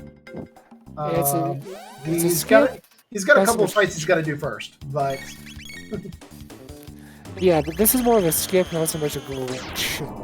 Yeah, this is a honest to goodness skip that was considered too precise for you to actually be able to do. Yet some people still do it. And Magus finishing off the fight with an anti-life. Magus sacrificing his life to take out his mother. If that's not a story, nothing is. I can think of nothing more poetic than that. I legitimately cannot. And there's the first bit of credits, so we'll see the reset come in. And Cthulhu will now be starting his New Game Plus. Be careful not to hit New Game, because that's always really sad. All right, so Genodome has this thing where you have to get charged up with electricity and walk into these alcoves to get special dolls. That one's pretty easy. The next one, you're supposed to go reverse a conveyor belt so that it goes the other way so that you can run there fast enough. But if you are near pixel perfect, you can make your way up the conveyor belt with just enough time to stick in. And we see 2 steps off. But I mean, it is that tight of a window. It is a matter of single-digit pixels to be able to pull this off. And you have probably about 3 attempts to do it before it's just easier to throw up your hands and do it the slow, quote-unquote, way. The intended way. But if you do this, it saves about 4 minutes. And he just squeezed in. Wow, and there's a haste helm. Oh, man. And people kind of wish they had come here first, because haste helm cast haste on you. Normally you have Marl to do that. And now we're going to see the second skip, which involves causing that robot to accidentally go through a wall.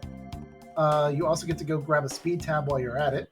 And he'll bypass walking around the corner, possibly getting into a fight. And oh look, I just magically phased through a wall and can now walk down the hallway with impunity. So a very good looking Genodome by Proccy. I'm still amazed that there's a haste helm there. I mean, for my money, you put the haste helm on Robo and you got nothing to worry about. Yeah. Was that a green dream I just saw? That was a green dream. So now we can have Magus with green dream to cast anti-life and auto-revive himself. A gold earring haste-helmed crisis-armed Robo to do 999 damage based crisis arm attacks as fast as humanly possible and a Chrono with a prism spec. Yeah, All of a sudden, all you need now is to find a rainbow sword. I mean, we haven't been here before, so there could be a rainbow in here.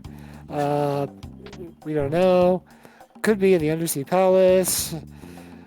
Yeah, there are a few really nice chests to look at. Although I would half expect characters like, no, we've got enough gear. Chrono's the heal bot now. When Chrono is your heal bot, you know that you have a team. Well, I say Chrono's the heal bot. It might be Magus casts anti-life once and becomes the heal bot. Because Green Dream only works once per fight. Yeah. And, the lasers here are dropping gold studs. Yeah, I was going to make mention of that, but I don't know, give one to Magus, I guess? I mean, Magus and Chrono both with... Well, no, because Chrono has a prism spec. And you want Magus to have the Green Dream. If you want to do anti-life strats. So is there any real... Do we need the gold studs? I move that we do not at this juncture. Gold stud would be really nice for Lavos 2 because you can use dark matter repeatedly and not have to worry about mana. Yeah, come to think of it, kind of having the Green Dream in Lavos 2 can be more of a liability. And there is a menu glitch that you can do between Lavos 2 and Lavos 3 to swap out from Gold Stud to Green Dream in between the fight. The Genodome has the fight against Mother Brain. This is not the Mother Brain you're used to seeing if you play Super Metroid. Yeah, she looks absolutely much better. Oh yeah. Whatever she's doing, she's doing it.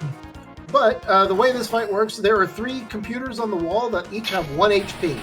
They will continuously heal her for 300 damage a round. So she gets healed for 900 damage a round. But if you destroy all 3 computers, she will start casting things like Stop and like massive damage. But Super Volt's enough to one-shot Mother Brain, and all that fear goes out the window. And there's our Dreamstone, and we are in go mode for our second route. And somewhere in the universe, Samus Aran is going, where do I figure out how to do that?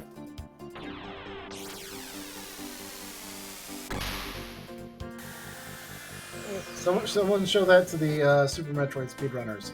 Figure out how to do this in Super Metroid.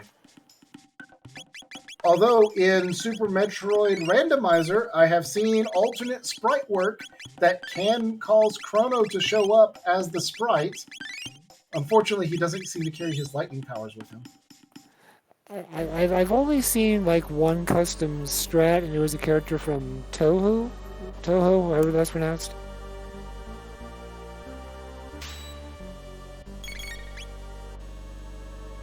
And so now we are in the zone with possibly the best zone music. The music for Tyranno is just really, really good.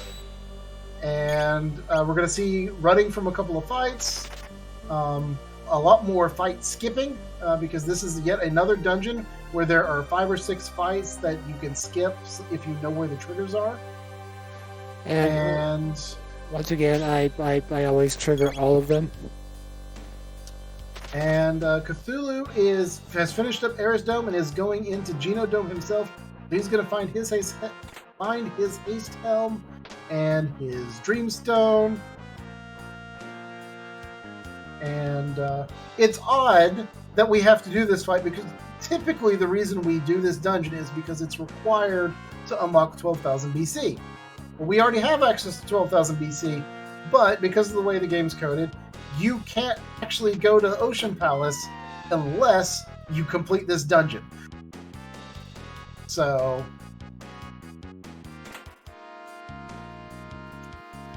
we see Proccy is skipping most of the chests. He picked up a Star Scythe out of one of them. But that's really just because it was on the way. Yeah, this is the point where we see runners where they're not going to go out of the way to collect anything, because they pretty much have everything they need. Yeah. About the only things that are worth finding at this point would be like a Mega Elixir another haste helm, a prism helm, or the vigil hats, status protection.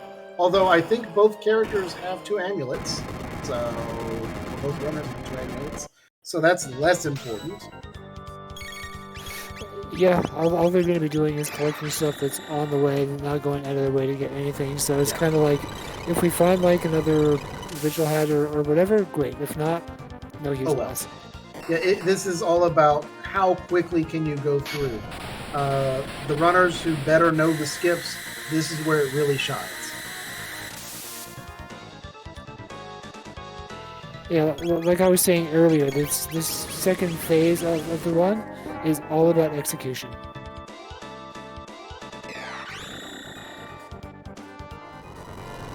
I will say Nisbel too is doing a pretty good job of at least acting like he's putting up a fight.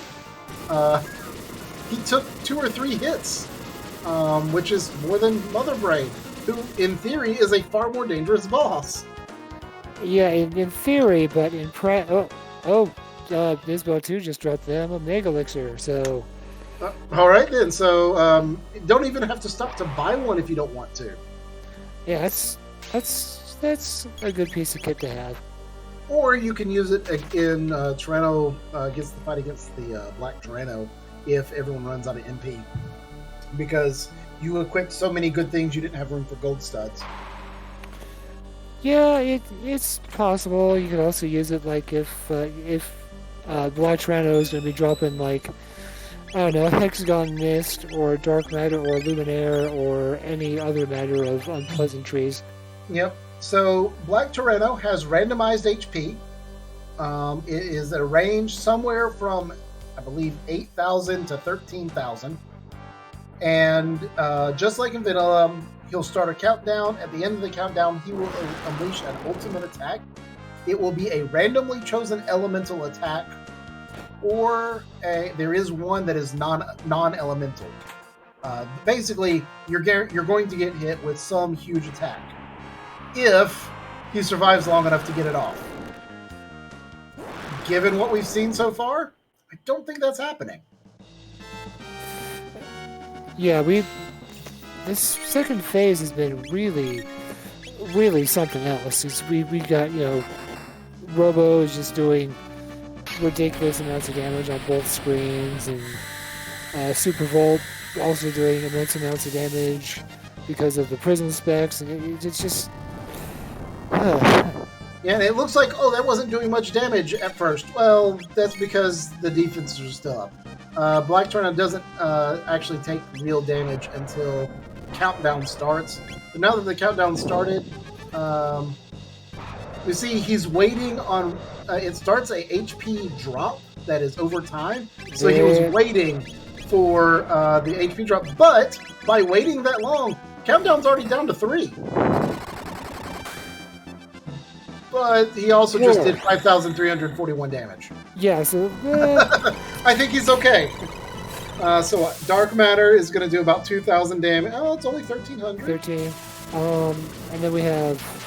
That's going to be... Confused is another 1,224 damage. 12, so we're almost at 8,000 already. Uzi Punch is going to come back out. It won't be a 9, but it will probably be a 7. And so it'll do like 2,000 something damage instead of 4. It's at an 8, so it's going to be doing 4,700 damage. And there's the fight. And another Green Dream. Awesome.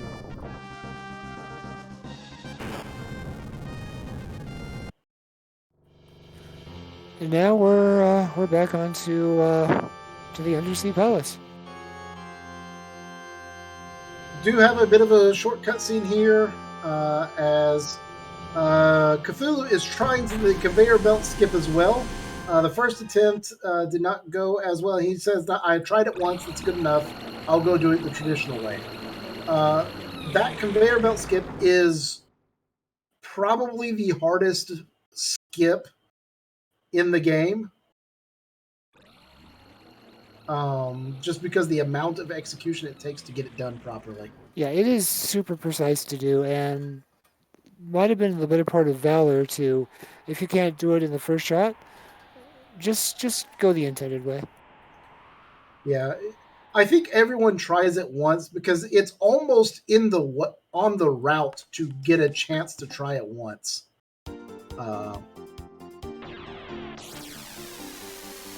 Yeah, so but if you know that you're probably not going to get it, just go on.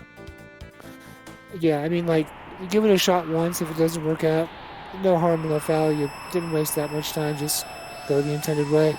But if you get it, you do save yourself some time. So it's kind of 6 of one, half dozen of the other. All right, so Proccy has made it back to Zeal. He has his go mode. He's ready to go to the Ocean Palace. But first, a shopping trip. He does not have that much cash because we haven't had too many fights. But you've got an entire game's worth of equipment to sell, basically. Yeah, so, like, do you have, just cash? No. Do you have stuff you can sell to make cash? Tons. Yeah. I mean, he's only sitting on something like 6 gold studs that probably sell for about 15,000 gold apiece. And he just bought 3 mega elixirs. It's like, I will not die to Lavos today. Nope, not today. Not today. So, I've been seeing him picking up speed tabs, but I haven't seen him use any tabs at all, really.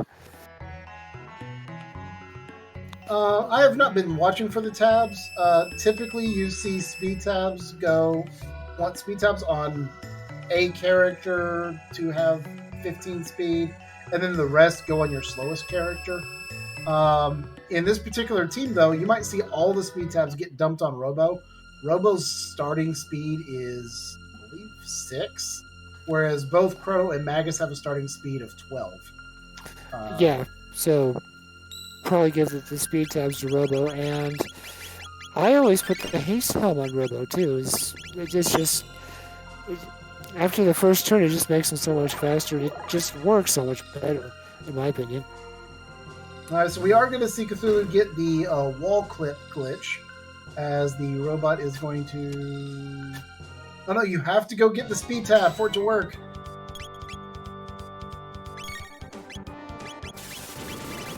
Yeah, you have to go off screen further to the left, because that's what causes the robot to wrap around. And I'm not sure Cthulhu knows that, though. No, but I'm also saying that the robot looks like it's stuck on the corner. And Jerry... it could not move. So he has to reset it and go again. Come on, Jerry, get it together. Proccy currently facing one of the golem bosses. The golem bosses will counterattack with the element used on it last. But the elements of ice and fire start off as single attacks. If you use lightning or shadow, his counterattack is the equivalent of lightning 2 or dark matter, or lightning 2 or laser spin.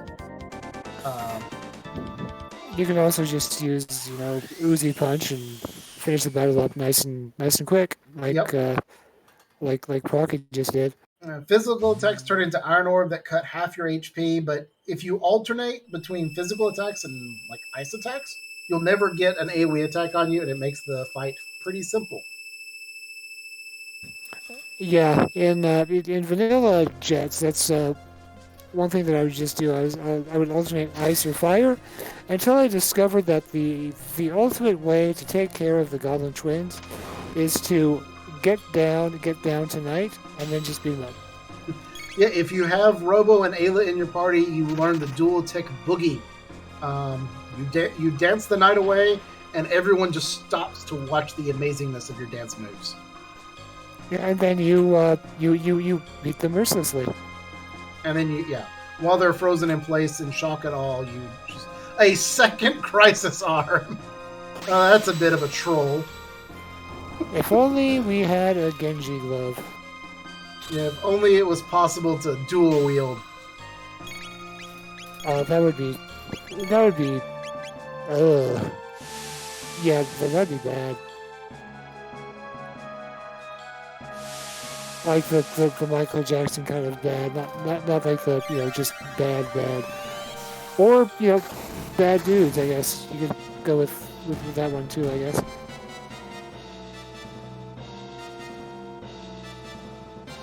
All right, so we are seeing a push through the Ocean Palace by Proccy. Cthulhu is just about finished up with Genodome. We're going to see another fight against these lasers that are dropping gold studs.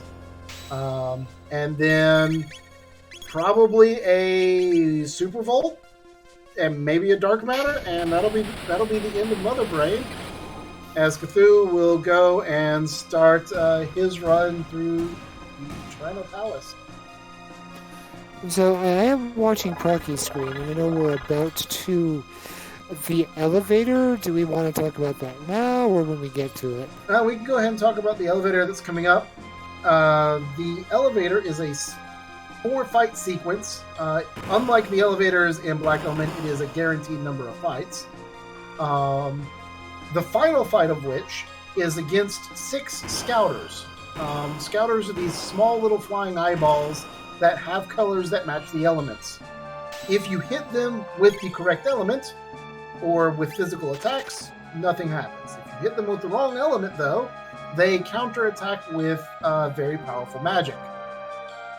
The desired strategy for this elevator is to come in with Ayla or Frog, use Frog Squash or Dino Tail, which are 2 non-elemental attacks that do damage based on your missing HP. And there happens to be a very convenient fireball throwing statue that you can use to reduce your HP to 1 before the fights start. Unfortunately, no one has gone to pick Frog back up off of Dactyl Nest again, so we're not going to see that. Instead, we're going to watch Chrono, Magus, and Robo slowly struggle and punch their way through a whole bunch of fights. Yeah, it is a bit of a slog, but, I mean...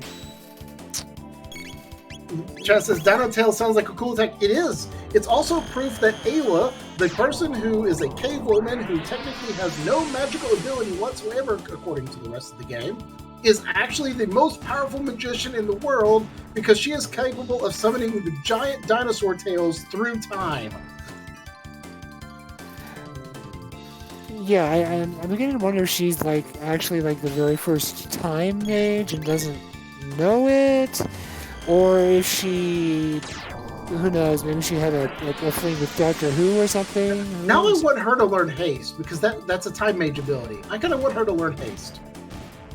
Although technically Marl is her descendant, so Marl learns haste, so it's a family thing.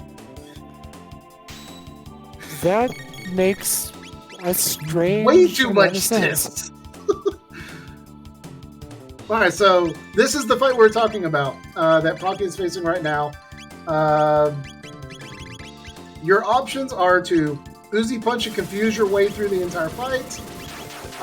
You can selectively target 2 of the colors to leave yourself with just 1 color left over, and then use Magus to hit that 1 magical element to take out 2 at once at the very end.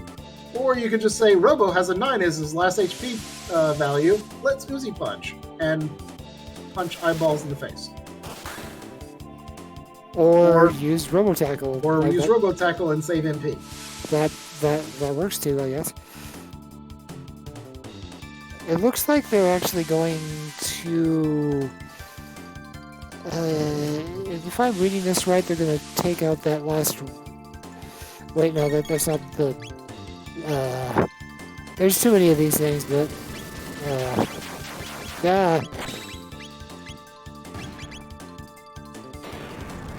So casting fire will kill 2 of the 3. The third one's going to counterattack with ice. But it's only 1 attack. So that's not too bad. It's technically water, not ice. Yeah, it's probably the only enemy that actually uses water as an attack. Yeah, that was Water 2 is the actual spell that they used. Yeah. I've never been too terribly impressed with any of the water spells, though. They're just not as effective as the ice spells. So the elevator ride's finished, and now you have to go hit 2 switches. You can skip all the fights by creatively hugging the edges of walls and dodging a couple of enemies. So you get to skip having to do that fight again, effectively. Yeah, those are actually kind of tough skips to do. I've never quite gotten it, but they are really cool to watch and see done. Yeah, they are tricky to learn, but once you learn it, the muscle memory is very consistent. So that is definitely, if you wanted to impress someone when you're playing Chrono Trigger, go learn how to do the Ocean Palace Scouter skip. We just saw the last treasure chest in the game, which has yet another gold stud in it. Yeah, this particular scene seems to be fairly rich in the gold studs, which is kind of a bummer because we're missing out on a lot of the other cool stuff, like, I don't know, the Valkyrie, and the Wonder Shot, and all the other stuff that you can't equip. Rainbow Sword. So, just like the previous golem fight, these golems will counter-attack with elements that you hit them with. But also, just like the other golems, if you alternate either fire and ice with another element, you're only going to get hit with single target attacks. So I expect we're going to see Super Volt into Fire 2 or Ice 2 repeatedly. And just take a little bit of fire damage back in response. I say a little bit. Chrono might die. Chrono got dropped to 26 HP. Yeah, so he was close, but he's not actually dead. He's just mostly dead. Mostly dead is very different from completely dead. I mean, you're still partially alive.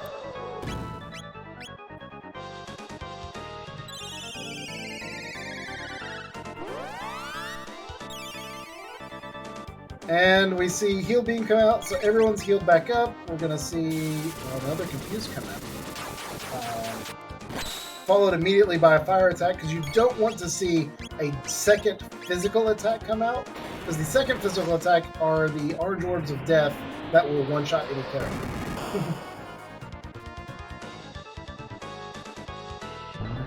And just like the first golem, they burp when they die. By having a single attack go off on the left golem, you prevent them from both burping at the same time. But you also prevented them. You didn't have a second attack on the right golem, so you saw the second fire attack, which is much more powerful. Yeah, like the first attack isn't too bad. It's the second one you gotta worry about. How much damage did burp do? Okay. Magus says 3. I thought that was a 196. I was going to say everyone's under 200 HP. I was very concerned for him because burp can kill, and if your party wipes, it doesn't count as a win. Chrono died. Robo barely survived. Magus was okay. Magus had more HP than I thought he did. Well, then again, I also consider that Magus knows how to deal with Dalton. They only lived with him for Lord knows how long when he was Janus. Yeah. So we now see the Golems run off. I expect to see Proccy turn around, do a quick save and shelter, while Cthulhu is finishing up the Chrono fight. We see Confuses coming out. Robo is almost at max HP, so Uzi Punch will do pretty good damage.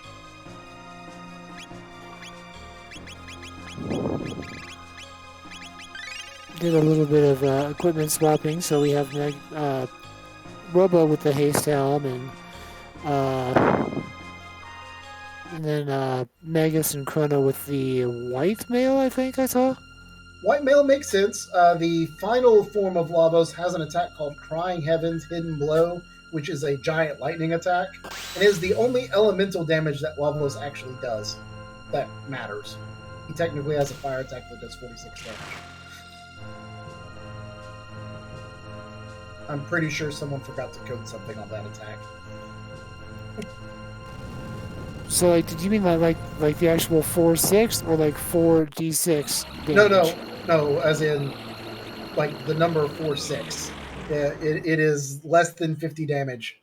That's the flame battle attack on Marvels 2. Oh yeah, that doesn't seem. It does nothing. Yeah, doesn't seem very good. It leads into a very, very damaging attack. But,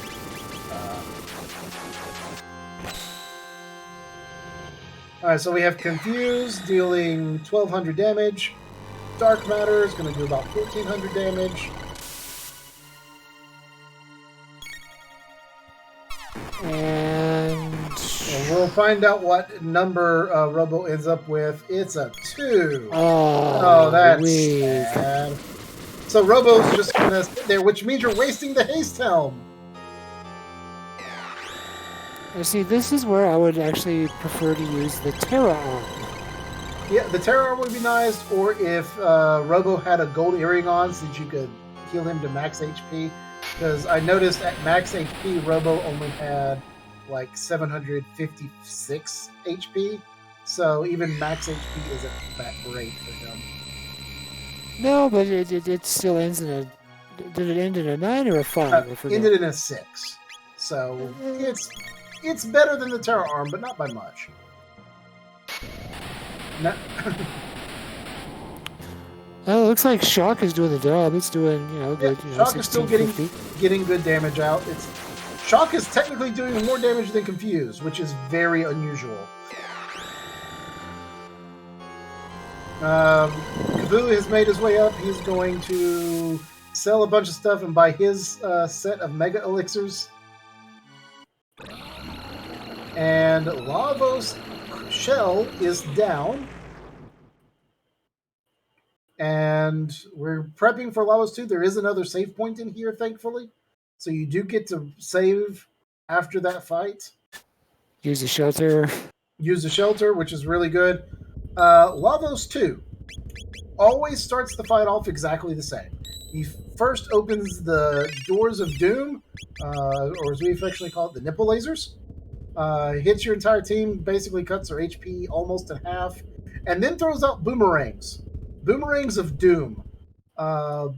They will kill almost anyone at a regular level. Now, because this is New Game Plus, we've gotten a lot more HP, so people might survive 1. No one survives 2. And it almost never fails that that the one character you need to not die gets it with 2.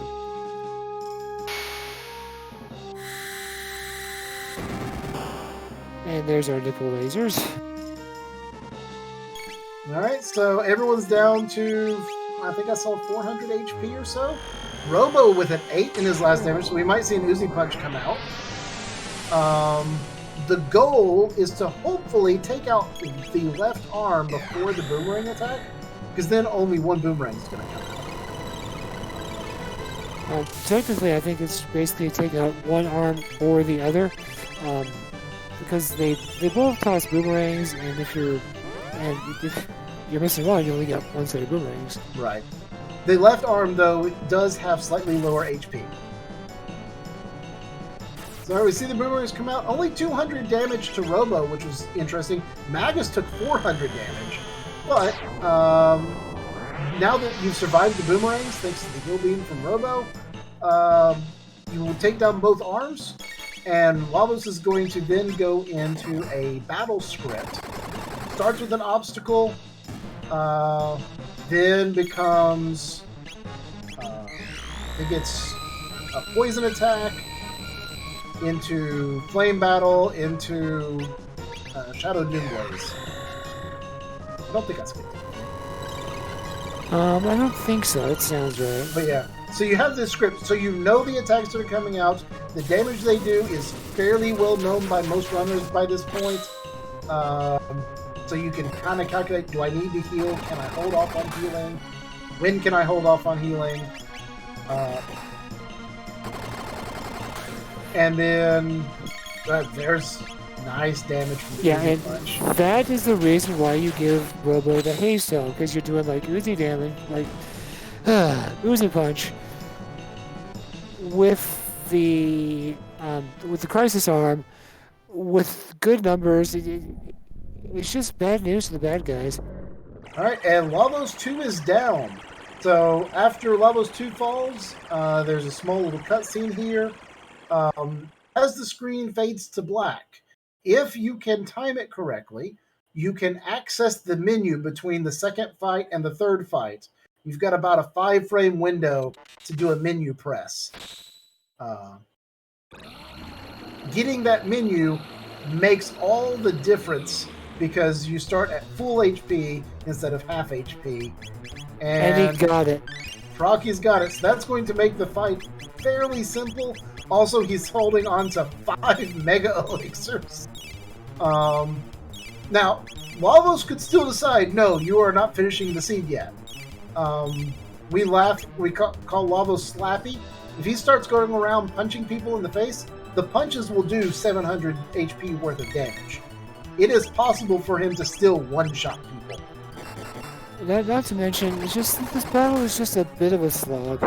Not much Uzi happens. Punch one-shots the left bit. So that is not a bad thing to have happen. No. By taking out either the left bit or the center bit, you will cause the right bit to lower its defenses. The right bit is the one you have to kill to win the game. The center bit is probably the most dangerous because it will cause time warps into various time periods and then attack based on the time period. However, given that the left bit went down so quickly, I expect just to see Uzi Punch after Uzi Punch on that right bit and see if Rocky's going to try to damage race Lavos. As far as the damage race goes, I mean, it looks like he's winning the race. Yeah, so you got Uzi Punch with a haste helm, Confused dealing nearly 1,600 damage. Dark Matter is still doing some damage to the center bit, so he might even get lucky if it does revive the bit and you start ending up in some dangerous areas. The center bit is going to have low HP. You might be able to take it out in one hit and avoid this one in particular. The time warp to 1000 AD, which is what's on the screen right now, will cause him to do status song random. Basically, every character gets hit with a random status effect. If you don't have status protection, you can get hit with triple stop, and that ends your run. You can get hit with chaos and cause your characters to attack each other. Or you can just end the game, and that is going to be it. Proccy has finished first place. Official time, 2 hours, 16 minutes, and 7 seconds.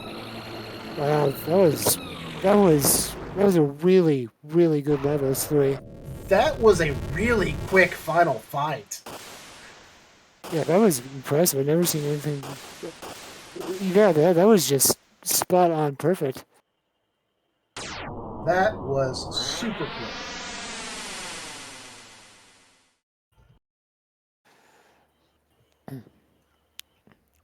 So, Cthulhu is now starting his elevator fights.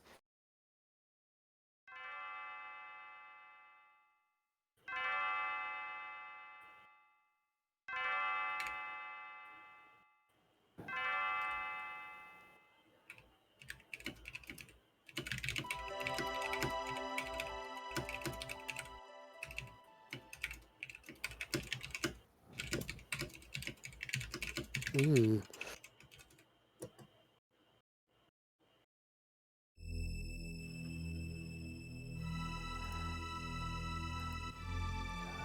So going back through here in the elevator, we're going to see kind of the same strategies that we had from Proccy. Get down to this scatter fight, come back in with Uzi punches to try and make our way through.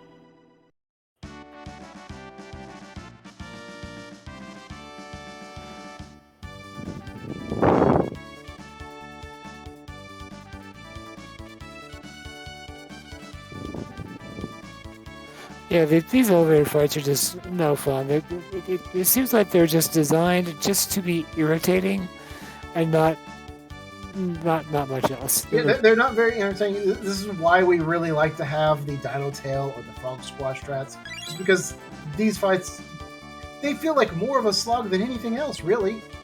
Yeah, it's just like they're there for the sole reason of irritating the player and no other purpose, and it's a little bothersome, if you ask me.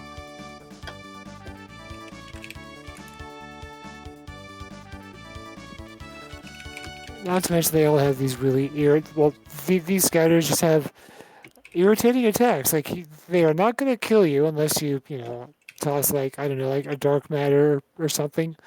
But yeah, it's just how much they just So we're bump just out of it. seeing auto attacks going out instead. They've got about 250 HP, so you really need something a little bit stronger than just a normal auto attack. Oh wow. Oh nope. Magus is back. He's alive. Green Dream putting in a little bit of work. Hey, I forgot about that. You could technically use any life on these because it's non-elemental.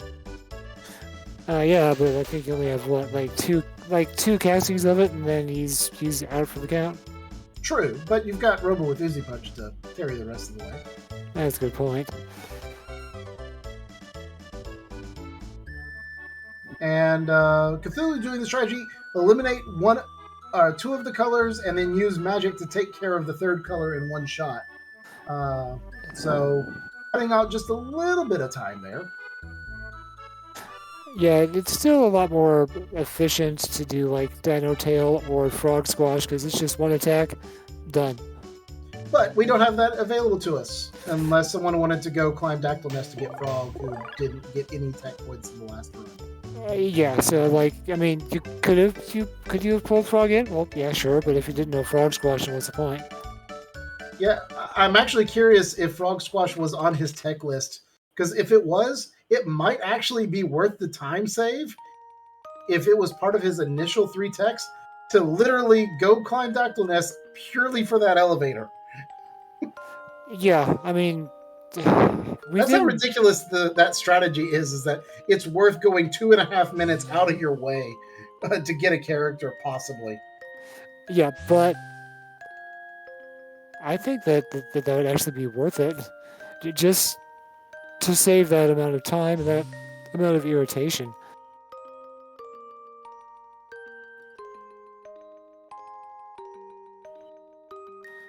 And we have our Golem twins again. Let's see if Cthulhu uses any other strats differently than what Proccy did. Robo does, if he doesn't get hit by an Iron Orb, will have a 9 in his digits, so the Uzi Punch can come out for a ton of damage. No, he's going to go straight for the Super Volt instead.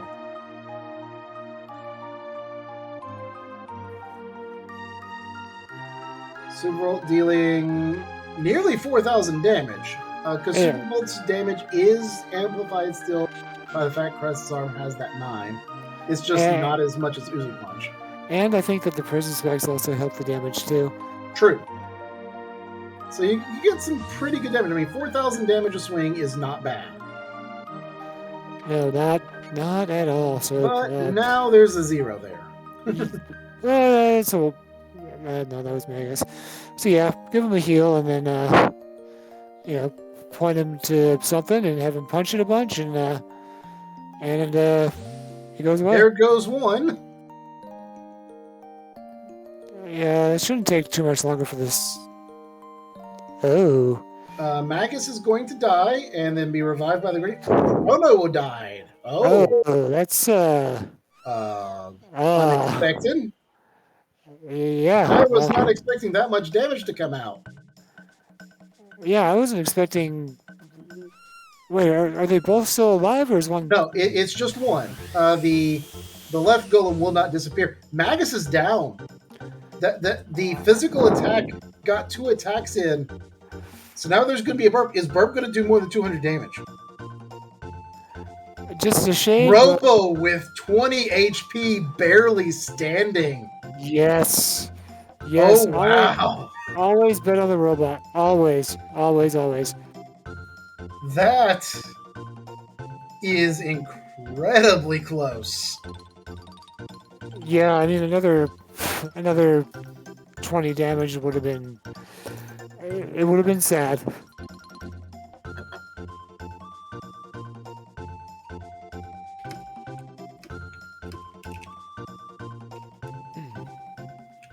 But we are getting ready to go against the Lavo Show fight.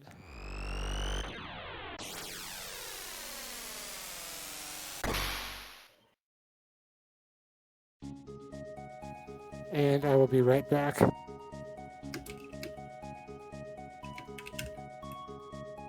So, getting ready again for this Lavo Shell fight. Robo should be hit back up to max HP.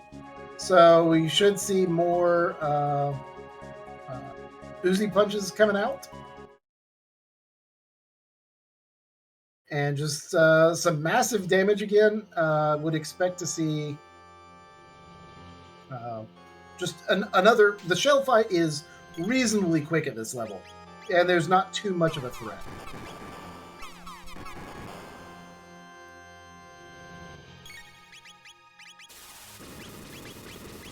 We're not going to even see. Magus wasn't even going to worry about attacking. He's just like, keep the robot topped off.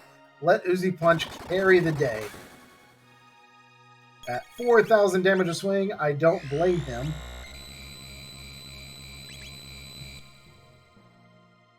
Obstacle hits for 70 damage. That's perfect because that effectively does nothing to Robo.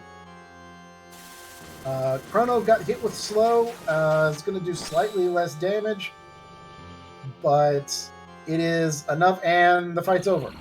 We don't even see the rest of the attack pattern there. Just 3 hits and he's gone.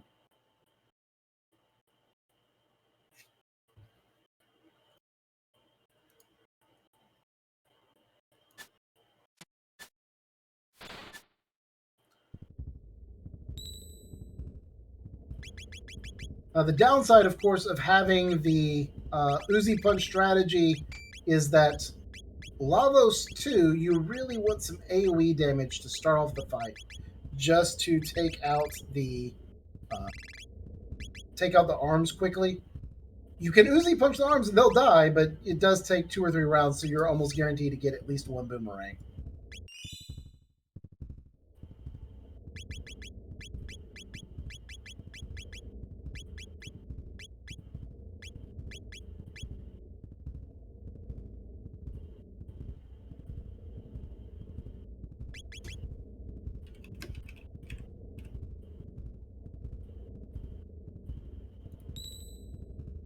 And I think Cthulhu realized, forgot to hit the save button on that save point. Really don't want to accidentally forget to save there and have to go through the whole shell fight again. Although this phase isn't the phase that's dangerous. Not as dangerous as phase 3.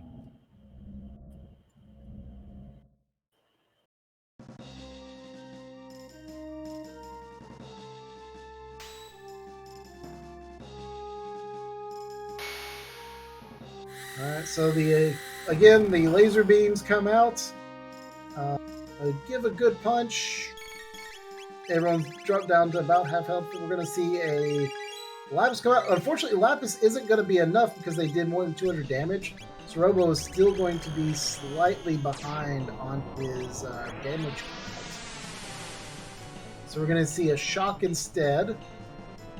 And we may see another... Oh, there's the double boomerangs. It's on Magus, but with it being on Magus, the Green Dream's going to pull him back up, so those boomerangs effectively wasted.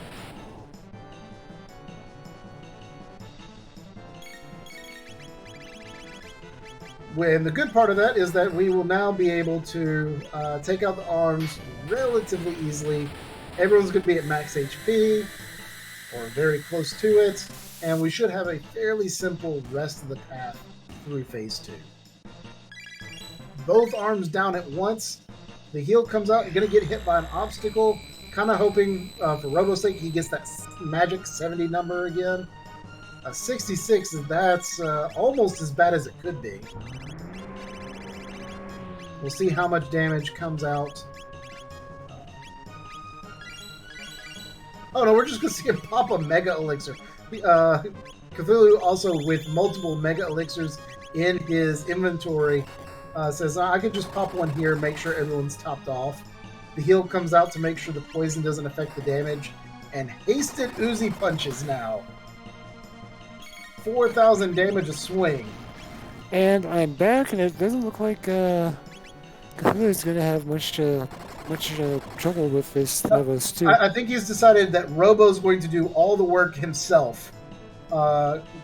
Magus and Chrono literally did not attack the body of Lavos at all. It was all Uzi Punch all the time. And that's the way to be. I mean, if you're doing just absurd amounts of damage with Uzi Punch, why stop using it?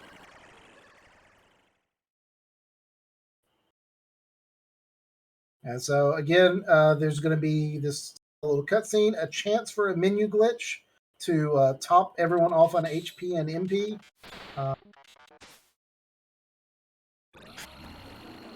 We'll see if that gets picked up here. I wanted to see if this fight goes quite as smoothly as Proccy's did. All right, do have the menu glitch. So everyone is topped off on HP. Gonna go back, top ethers. I was going to use the hyper. He's got 12 hyper ethers, so I guess he can afford to use hyper ethers. And we'll see if Cthulhu goes for left mid strats, and he does. He is. So he's using kind of the same strats that Procky was using. And we do see over 3,000 damage. That left bit's going to go down. We're now just going to wait. We get a very quick time warp out of Lavos, unfortunately. And the spell status comes out as well, so Robo gets no, but we have a heal, so we're not in serious trouble. No, that could have been far, far worse. Oh, significantly worse. So but he's not using quite the same strats. Yeah, you'll get your Luminaires here. And once Robo finally comes up off the ATB again, you'll get to Uzi Punch again. But since Lavos did not opening with that Crying Heaven Hidden Blow, that's a single target attack. Instead, you're going to get... first, we got the random spells. Now we're going to get Evil Star, which is a party-wide HP cut. It cuts everyone's HP in half. But we have 5... Yeah, we've got 5 Mega Elixirs. So Magus is... I was going to say, Magus is going to pop a Mega Elixir here in 2 seconds. Yeah, so it's not too bad where we're at so far. It's just kind of irritating, but not earth shattering. All right, Mega Elixir the second. There we go, and then we have Chrono using. And now we have using Confuse. Yeah, trying to get all that damage onto the right bit as quick as possible. We've time shifted again now to the future, so the attack that will be coming out next from Lavos is... I think it's Evil Emanation is the name of the attack? No, it's Dreamless. It is the ultimate shadow attack. And we have Magus using anti-life on that right bit. Magus is no, we really want this bit gone. So... Green Dream picks Magus right back up. There goes the Confuse. Another 1,600 damage coming in. There goes the bit. That does it. That's the run. And Cthulhu finishes 2 hours, 32 minutes, and 38 seconds. GG to Cthulhu. GG again to Proccy. Congrats on a good win. A big thanks to Game Over Cancer for letting us come show off our randomizer and hosting our run. And congrats to them again, breaking the $2,000 goal earlier tonight. So, absolutely. And thanks to everyone for donating to this great cause. I'm really thankful that everyone's doing their part for a good cause. So thank you for that. Thank you all. Yes, thank you to you both for that awesome commentary. And I mean, that was a fabulous run. But yeah, so that is the end of our Chrono Trigger. Now, everybody, you want to make sure that you stick around because the next game up is a, bit of a childhood favorite, The Legend of Zelda Majora's Mask. And this is actually going to be a randomizer. So stick around and we'll be back after a quick break.